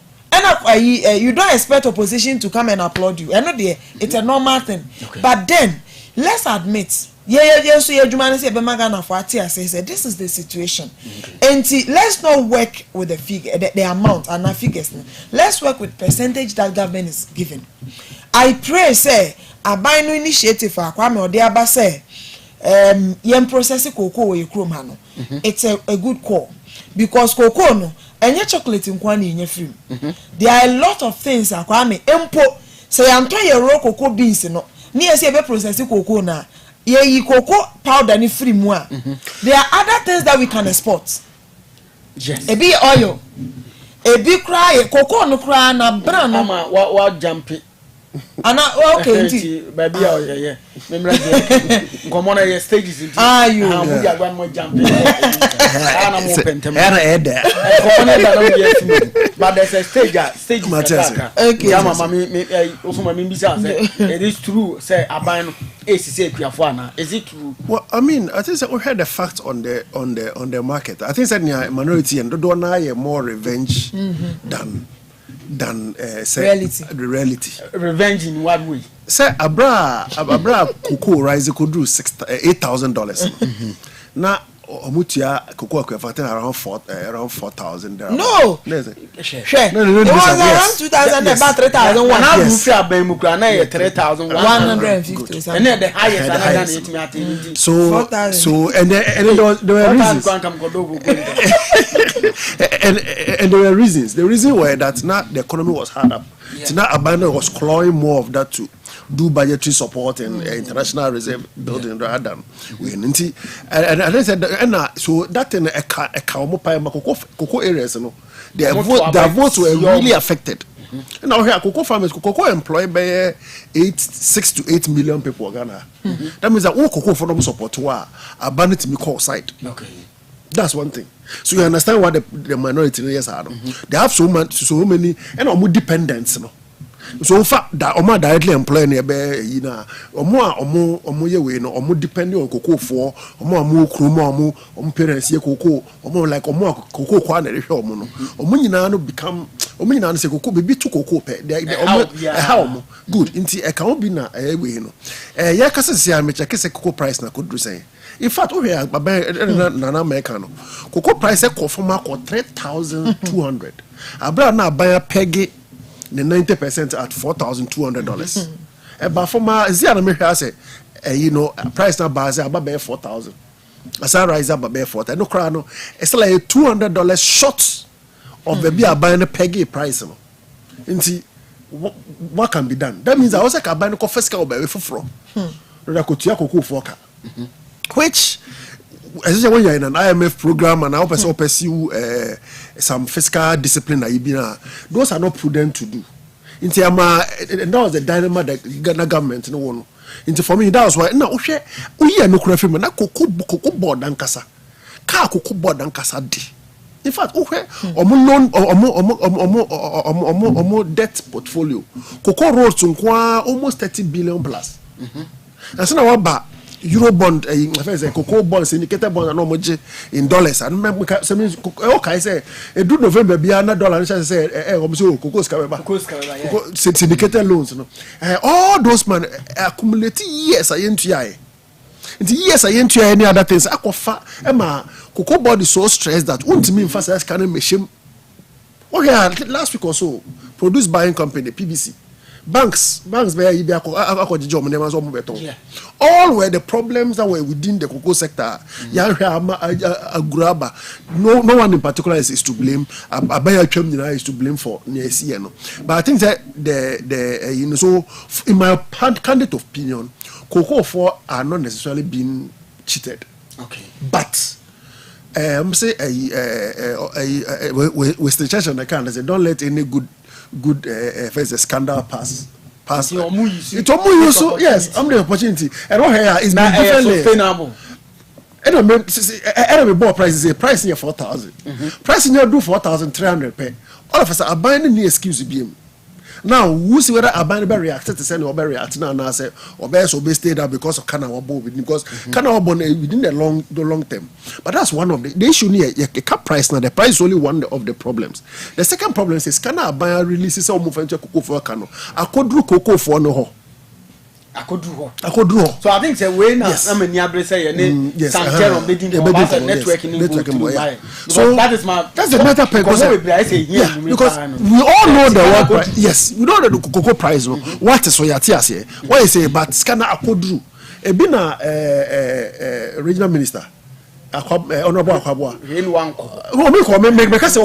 No, I'm not going to. I'm just saying the incident. I mentioned there is not the details. Say, Honorable Akwabwa. No, some because scanner. Quite better scanning for soon draw. Okay. A farmer is in the basis. I buy releases campo. I buy no boy. I buy no releases. I was releasing. You see, I know. It's a gap no hefa newo. Honorable Akwabwa come around. Doma West. Or as a result of intelligence and other things, or syndicate beer, almost smuggle, or Mojigan scan, no, they are cross. I got to go free outside. I banned this kind of call. Yes. Now, so mafia being a cost. Yes. I think last minute, and now my university cocoa board office. There could be some kakra.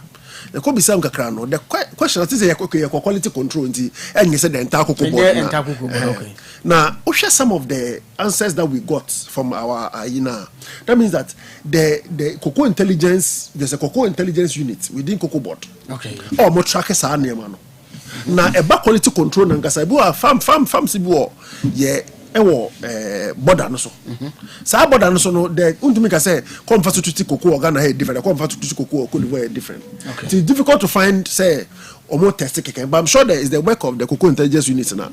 Or matima boama yetima tracker, It means for me, I think the government prioritize some person if the government sitting government the tag of untia scanner, the government should prioritize paying the farmers. Okay. Or to farmers or making sure this cannot do farmers no then obedient me carry for home. But to also fun say first scano what releases scano make sure say because scano will release makoko release makoko crash for no or release the license buyer.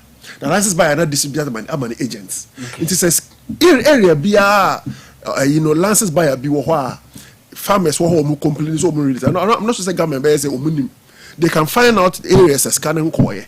Now mama buyers now in charge of those areas. Now we say, hey massa, your man says if I come fan coy, the internet scanning coy. Then they can sort that matter. But for what the minority is doing, they are in different layers. Miracle Boajo corner there.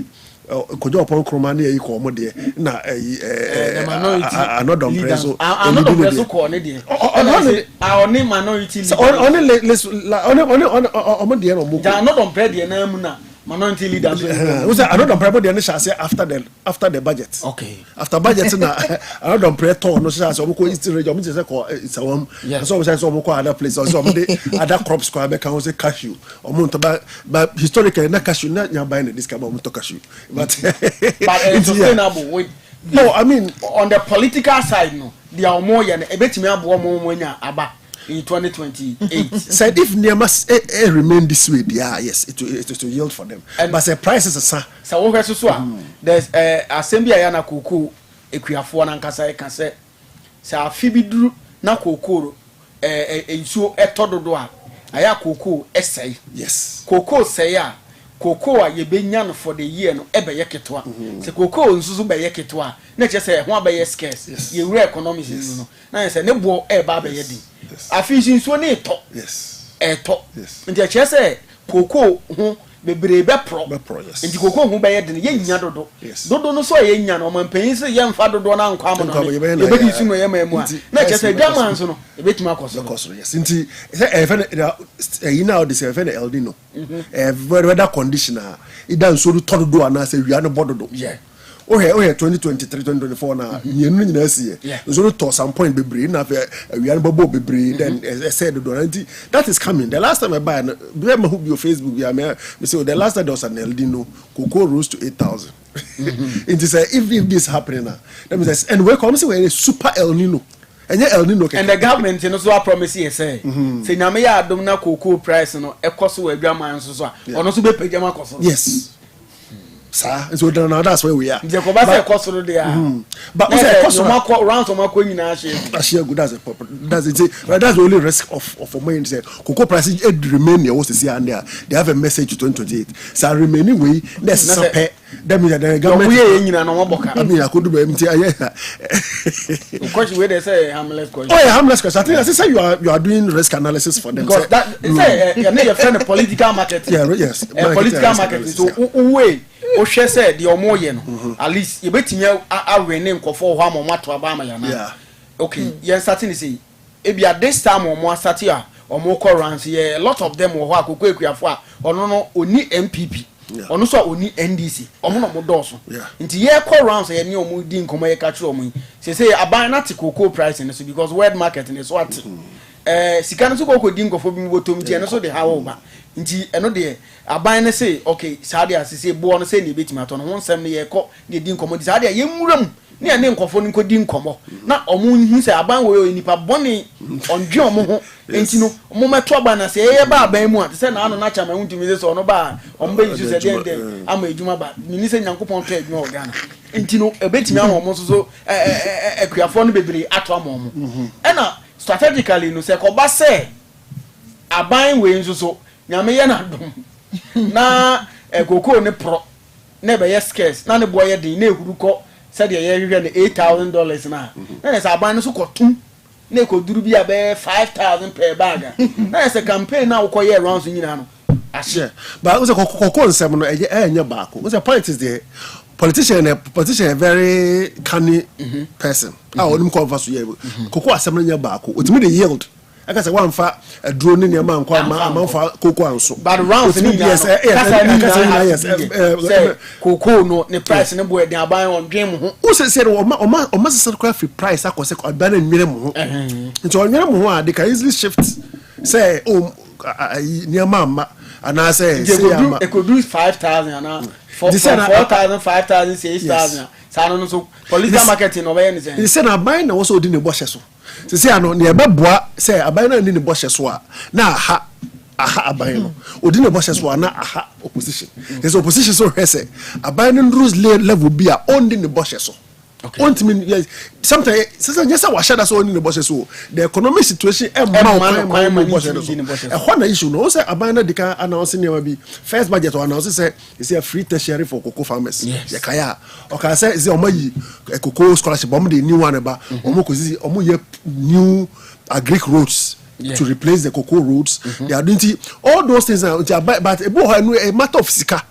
Ebi na buy na kodu corner bia ontimi nye sika kwa entua 5,000 na work no ebi otua 5,000 na the implication on inflation because cocoa for the contractor for sika to no bottom obedi odi so penal inflation ti ni na aka obi 90 se sia no obi aye na they hoping that se sia no ndc aye di cocoa asem no or trace prices versus what maka say apasa mejo nti wo me wano de me no me de be maduma and I have to also make enough noise that make maka try say na won nwene cocoa fo ho nti oh check my job online 2015 na omoti cocoa no so so I say nti sa me money binti na yede you know with political communication no sometimes enya kra wo katum ko wonim da ebe like utmi duo am say to abodo to say utmi to propaganda to nso nani that bi was ebeba na fe de offense the benefits na bro. So am I in a political marketing na me do you know said do you believe said the minority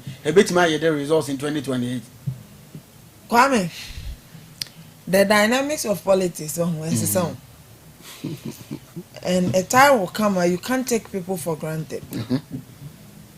it will shock you say cocoa as me konkankwanta ena cocoa kwani bi ba ona one person like someone could dey this chi ato aba won say cocoa scam aye is no say ono so ade ni cocoa d'Ivoire ama Côte d'Ivoire ban free no de kadi o de ne kawa konton bi o de cocoa boka come Ghana ba won tu ahwe kro ba ma ni nuro ne kwan. Okay.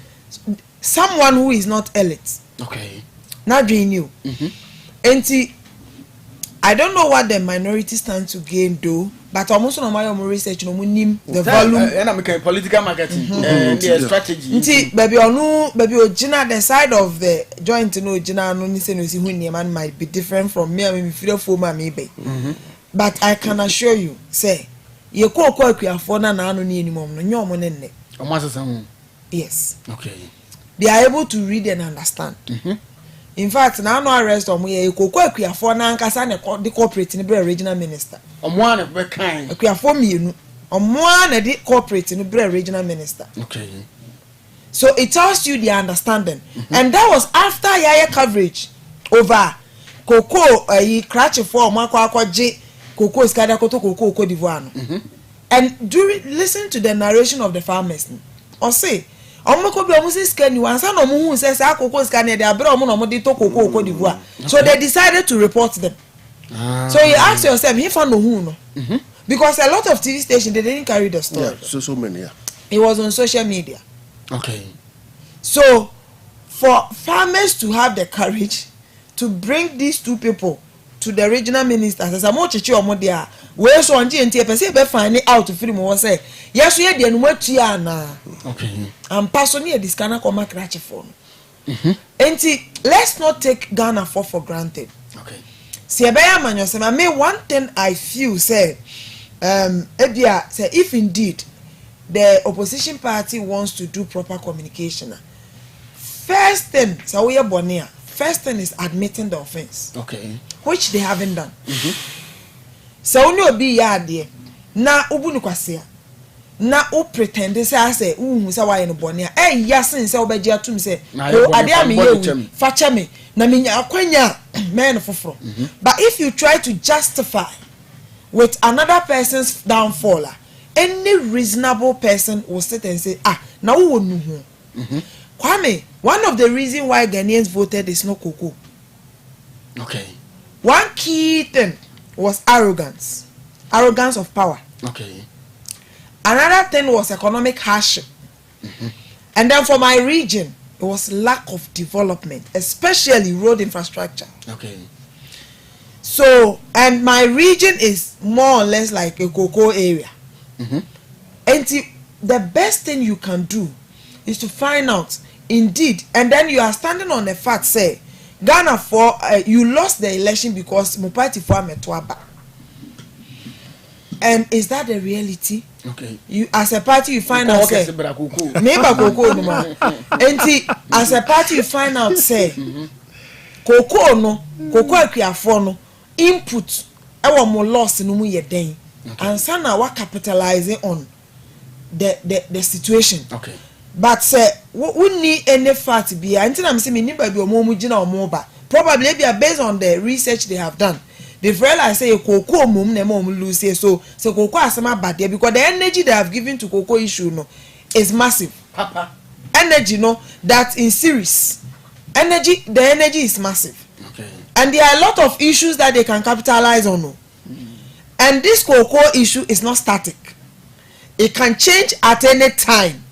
So in a situation whereby you are entering 2018 election, a 2028 election, and then boom, cocoa price runs to $100,000, and then cocoa farmers are able to get 7,000. What do you do? So I don't know how they are being strategic about the cocoa issue, but I think they can do better. Political market or mafana or more on that, but I don't know the cocoa issue is not something you can. You see, Kwame, your cocoa government can decide to do one thing, it will change the whole show. I'm telling you. Maminda na yembra. I think say yen share cocoa smuggling cost from Côte d'Ivoire eba Ghana. Nti ayedi we kind topic na has to do say you say aban no de sikaba Can they ever see any Sam Jerome Kazama Kuku board bidding commercial? But I say, a human and boy. A banny discover. Si canaba be drew, you know. Purchasing clerk, you know. You cheer the from pass. Cocoa cratchy for no. Scanaba be dear Muhammad. He says some walk or toko kono. Or more de quack toko free, Cote d'Ivoire. My auntie, as some abono regional minister, a cafa, brow, or coaching for moi. What you say, or more aqua sadi ni biako toko free. Cote d'Ivoire, ya buy a mangan and moi.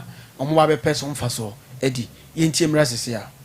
Say, you know, more MPP for bimo, and Uncle Quasi.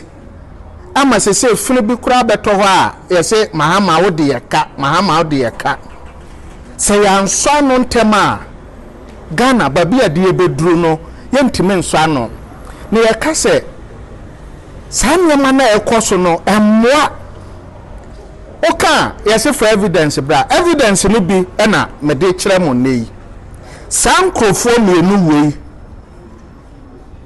aban edi sika ba se akuafo a ya to mo koko yemfa ntu omoka no omo sika na omo fa sika no ma akuafo no nti akuafo no tambi omo hu se aban no koko na ya to na omo nya sika no aban no na di omoka enya aban so na di omoka sankrofo mienu wei eto koko ma yonkopa na se aban di sika no ma yonkopa fo na ni ya de masa nkrofo ya na omo nam enam nkrofo bi na nkoko ase eye campaign ni ya kachiro mo sa abandi sika no ba mo kwa mo ntete so enti abandi sika mo mo no omo kwa na mo tete so ewo akuafo no eho na no upon intelligence ene ya che sa nkrofo we omo nyina to koko ema yonkopafo ene ya kachiro mo se sika no ba okwa na waka kire kuani ne se na metu a wonye a ene memfa mento koko no ena Ghana fo koko egufie na se ya nhwe ne ya stopo sa koko ase na anodom premo atena kam ne ya koko ase ne ya ka kire nkrofo sa bandi sika ba nya senia mpese moto koko no ena monto no meanwhile aban to koko senia wa na so se oto koko no we Bono regional minister Honorable Joseph Adai Akwabwa Esquire ena yete ne kan ma yenkona yentie the minority chief whip Honorable Anodom Prenso so ensemo a ono so aka fa ho abra regional minister ka asemo yi emi for omo ye jumu a titi ya pene totom pene no a onfa ga na ekuafo sika onfa ma mo titi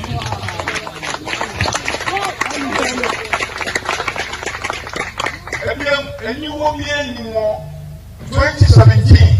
Be a German so yet you go so no can you shine half. Never play for one man that can set or betty go so. Or Coca Bank of Ghana. Some resantive never play for the same.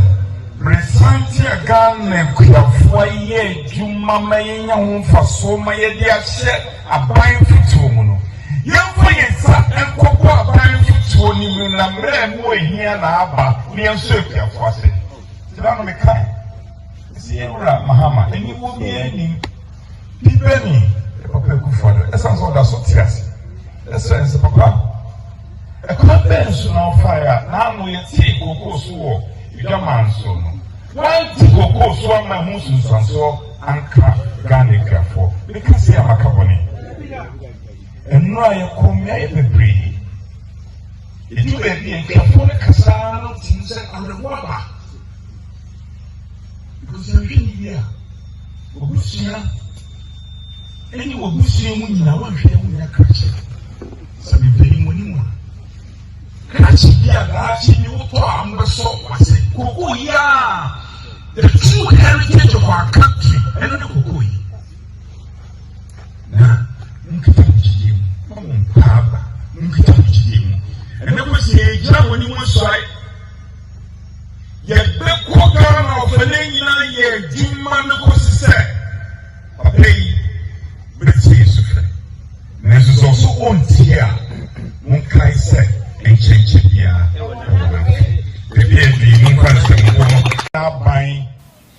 we honorable Anodom Pro minority chief whip and so na yete nkano ma yen hwe the reality on cocoa smuggling to Ghana. Is it affecting us?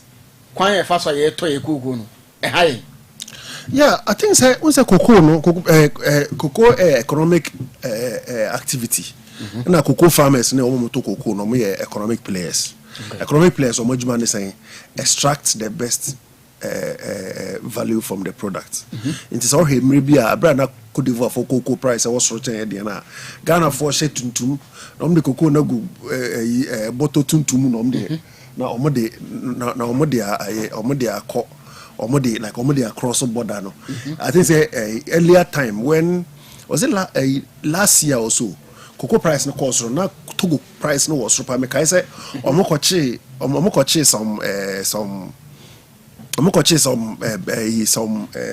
Kofobia no cocoa a good track of the cocoa Togo. It's all kinds of story. Was it last year or was it last 2 years? So I mean I think that any time obia bet manya skabia obi bet manya skafi bia mu a ogidi se mekọ ha manya skamo no opekwan a obefa so de aduro. And that is the essence. Now cocoa price no Ghana de no etiba 2005 aban say NTB. However could Cote for the eti whom if Koya could do 1,200 and something. Koya could do 1,200 something per bag. It's natural said they will try to the cocoa in Bebaha. Especially when even Koya 1,200, not omuntia cash. Okay. Say omuntia. Abra Ghana wutie ina the announcement was that Ghana announced you discover basi into cocoa farmers na Canada that is definitely people will try to take advantage. For me I think that shouldn't anything new say I'm for try say omo smuggle cocoa no. A high because a buy share output a free area be no this canako. Se cocoa no broso sana. That means that ye yiska obianu disika anu aduane e dey akoma Cote d'Ivoire farmer. Cote d'Ivoire farmer no bo bejiska nako. But by nam say some cocoa crutch bi na di obi ana o ba bi na koje akoto sa cocoa ni ntino. Ghana ni cocoa farmer ni cocoa da ho no wanto. Yento eno nti ono na dwi mu no aban fa mesika mai ko di meka is abasika bia mai nso na omuhu se scan free haba from I think e ho na e worry no say u say kwa for so mu market twice a year pe oteno kese ni ma ti de inafi o be think to mu nkika mu de na o de asoso no de afini nyina sika obanya free afo ni nyina no okay nti obi o ekoko nko ano die be no bedi nti se nipa bisa na na nyina to aban sika so aban sika na ma akodi obi fo nsem no aha no ama even kwa ahode ode be next year farming no cry so yasem yeah ahode ode be next year farming so yasem ti any issue no nti yes how I had say have farmers no individual farmers no na fa ha ye economy say sika aban yi no nka the needed economic benefit so sika aban ne bokaw o he time or peggy no 4,200 now o say a coin could do 3,000 something. Not that difference in what you are count. Not that benefit in a Ghana news Ghana for honor. That means the size can yes if you go if you go down the drain, which is a big problem. For me, I think that's where I affect your power. For output and everything, I think that there's always some level of smuggling in and out. But this way, I have gone and farmer directly. Now, if I has a scar by benefit and I think Tuesday you dive into yes, more into this. And Galan say I happy cocoa so then at least yeah brand I'm minty on so on the cocoa smuggling and how I affecting as a country. Okay. Kwame, me nyina no. Ade na minim pa say ye de Cote d'Ivoire Ghana cocoa Cote d'Ivoire koton. Yes. Ene de na me kai pa me nana yi cocoa je ni me nana ba akwensia. Omo nyina do cocoa. In fact me nana be mampo de. Da papa je be kari ni cocoa no nyambe che ni patam ho no. Etimi ana say this week be kari Mr. J cocoa nti. Cocoa ni bia obekari cocoa abekari nintem. But one thing I learned from my grandmother and say one day walking distance to the border. Okay. Nti we gina village Sunday bia ye koda me ne aba ekodwa I mean kodidwa ho de bode ne banche ne nema kwa ani anka kwa now so what to ebia magi ne fish ne sa ne ma now so dey aba. That was what we were doing. And now at the Ghana near my no more there by small Ghana they didn't. Those days militia for cry. Yeah. Now you could ask one of my bomb tent. In fact, we were living with them. Okay. Now me say Ghana ko mumna. Cote d'Ivoire ko mumna say yeah toba Ghana no. I was in a way. But the me Japan say Kwame koko kuayon na form. Yeah ye nyini wo koko kuayon no.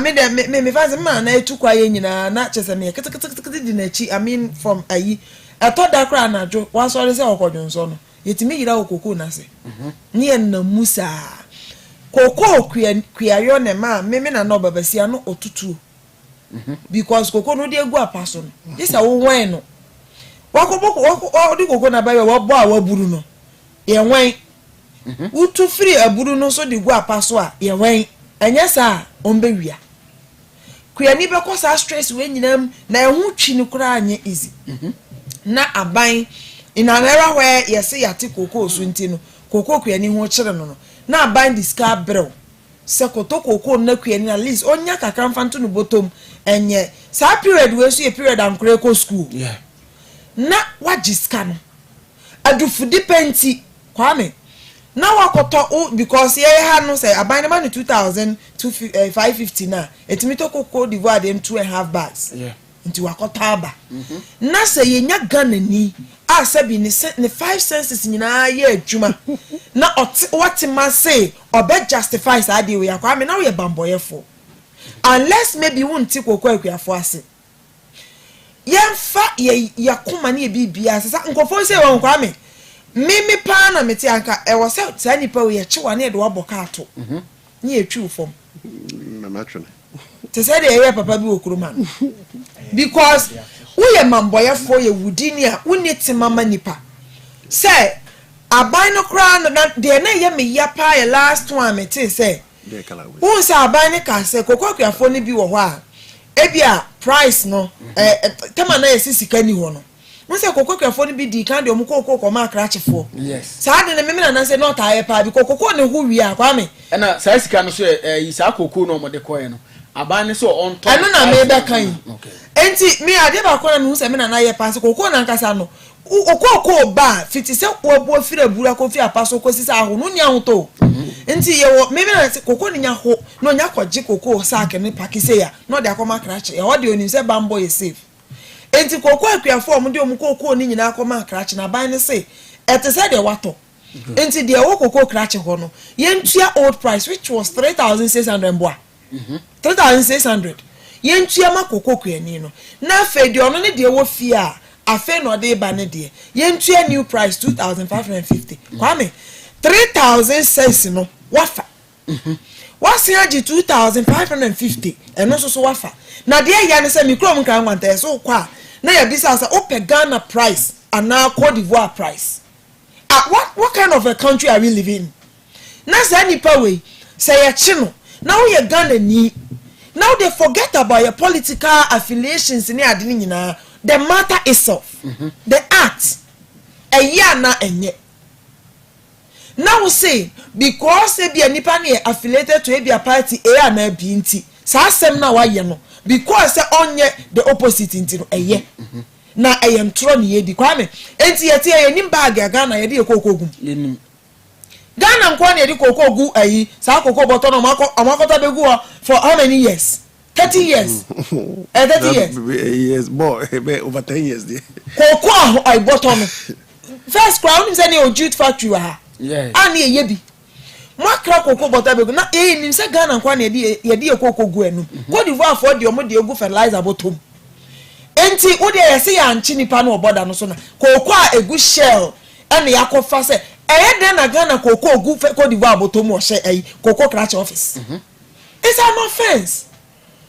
unim say ye koko boto no kra mrada ho untimi mfa Ghana koko boto no fa de foforo mu dabi eye bu ne ebu ya ni gu niema so ntia koko kuya ni ukwaji koko ayi boto no me de me nim say bia nyesa ne ba me de me na na kwa free madaromo Ghana ye de na valet bia ho ye koko boto no sak we ya egu ayi su Ghana mu ne abro boto mu ne de koko enti adie bi say obi mu say ye cause san o Ali Mega say mama nyusu because I have to I say utu na machi Ali Mega say omo si omo cause san wo share da omo ndi koko na begu ono cause san de be yes na Ghana koko you know the point is that egu Ghana botoma na egu Cote d'Ivoire bottom egu Cote d'Ivoire na Cote d'Ivoire koko pede wo ye share that is the really bottom nye ye bottom enye Cote d'Ivoire ntwere na egu melange enye we na ye di koko boom enti nipa no kwachi omo no wafum ofum ye eye den na Ghana koko ogu Cote d'Ivoire botoma egu share ha that is the point ye ba na e bia sack ni ntwere ye bia ni hu ena mo justify say e bia aban koko bottom ni bi no enti na ye egu fertilizer bia Kwame you have a case Cote d'Ivoire koko bottom pede wo Ghana koko share that is the point why na anya na dwuma yi say e ba ni say mutimi di koko no wura ye man Ghana me say border no so okra nkofo wo nyina ye interdite omo why na anya na dwuma yi me say koko ni mama nwie na wie na ye bo na ya bo say 910 yes ye bo tra say koko na fa border no so na if on ho enye immigration for why na anya na dwuma yi enti man it room ya border na ye porous Cocoa board custom immigration Cocoa board kwa me nye nne no mo start say adwuma we koko ni ba no munya bi ma ne nta ye say ye ko enu nim omoto anu ma be hwe egu Ghana botonu okay enti Cocoa board quality control be kan kire yen say omuni me cocoa quality ana omuni even though they've told us say cocoa no de so omo test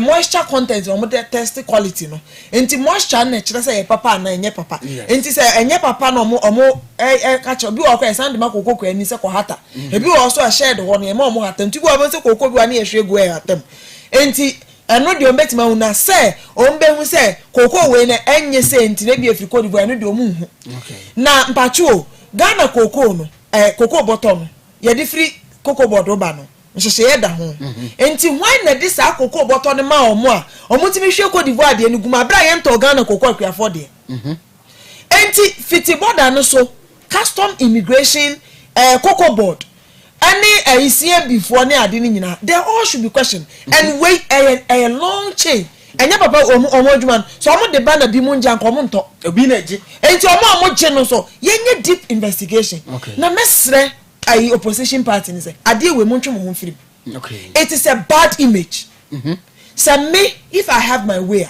make a kire mo say ade we you were not supposed to even comment. You were not supposed to comment at all. Na ye mamra ni nipa ni as an individual. Regional minister na make claims on your party. Me dey see. Or make claims on your party for. The best you can do and they say, mo there even though my party members am can't check party for some koye bone. So keep quiet. Na mo mamra nya but o pass be defended there. Then you incur the wrath of the whole country. Joy come quick na yampon. Yeah, I think said the you know the blame the custom division. I feel so yeah say cocoa board. We can be cocoa board because could be a cocoa board or cooperative for so they should be able to track some of these things any difficult sir. Yeah. Mame enda se ha ne di dwumadi ni na besi anwure mame yenda studio 061 061 okay studio 061 I wo Inshira cosmetic building na wo ha no ne Masemtvgh ne ben so pa ndi oba ho a yebetimi ayuti kama pa e dia ma wo krache no ho yitire no onya botere bia be 3 hours kra no yitire ni ko nya botere twa danka atim say yes wo yitire ne ma kama pa so studio 061 offer mo number ne kra ye home service e wo ho ti ba bia wo bia no nia no say wo ye panyi e bia wo ntimi nante ma wo luman bi wo fie e wo opeso yi ni ti afre abani ni 0599